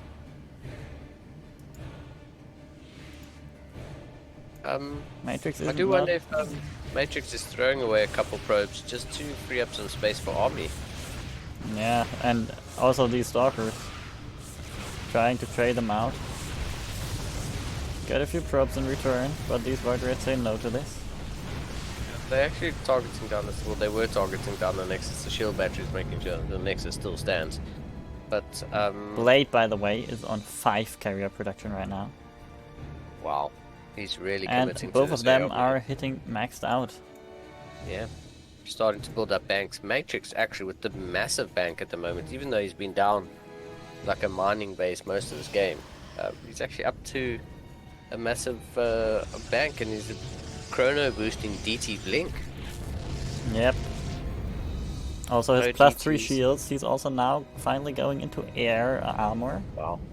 Yeah. Since his air attacks are done. That Cybercore shouldn't sit there idle, so that's definitely the right call. Getting your upgrade. These air upgrades. Also the disruptors getting some nice Archon hits. Yeah, I actually don't know if there's any I think observers here with this army of Matrix. So when this mothership pops out, do we have a battery report? Oh, that's unfortunate. Like, how many carriers did there die for Matrix? Like, for Blade? Like 2? 2 or 3? That must have been like at least too many for just getting followed. wow, these carriers really overextending here for Blades, and I don't think that's the fight you really needs to be taking. Yeah, at this no, moment. there's the mothership getting targeted down by the voids. -400, -400. Yep, carriers coming in. It looks like Matrix's carriers are winning, but I'm Yeah. not too sure Shield- about that. Battery shield battery overcharge, overcharge. not too much of an effect. Matrix's interceptors, though, are plummeting in numbers, and he has to retreat for now. Yeah, What does the Matrix unit only tab has say? 9 interceptors and 6 Blade is versus 31. 4. So But Matrix has 5 carriers in production. Blade only 1, now 2. Blade starting his shield upgrades only now, with the level 3 shields on the side of Matrix are about to finish up. Yep. Yeah, there we go. They pop And up on once the screen these too. interceptors regen and the additional carriers pop for Matrix, I don't know that Blade can really stay in the game. Look at the bank. Just look at those banks. Yeah. Do interceptors cost money these days? I think they do. Like I like to think I know a bit of these technicalities. I have no idea about interceptors and money. That changed like so many times.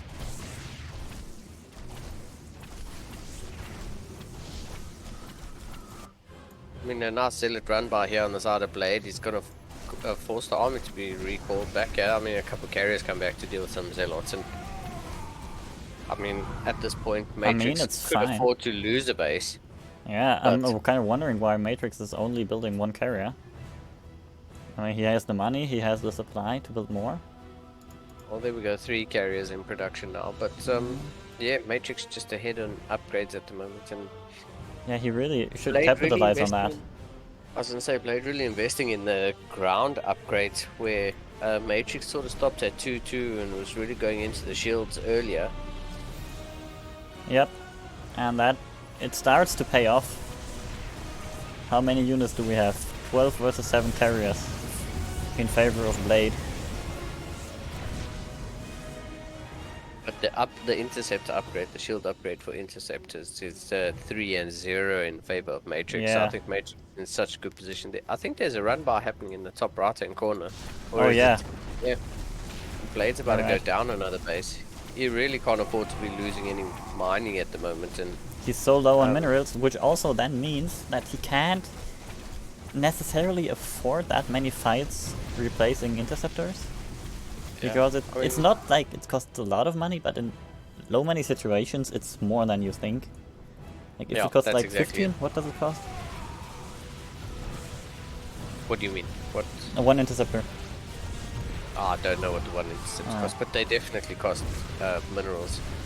And now, yeah, okay. Matrix just committing onto it. All the intercept carriers of Blade died. I think this is it. Yeah, that's This might be the the final next fight. Yeah, definitely is. last fight. GG. Matrix takes another tournament. Wow.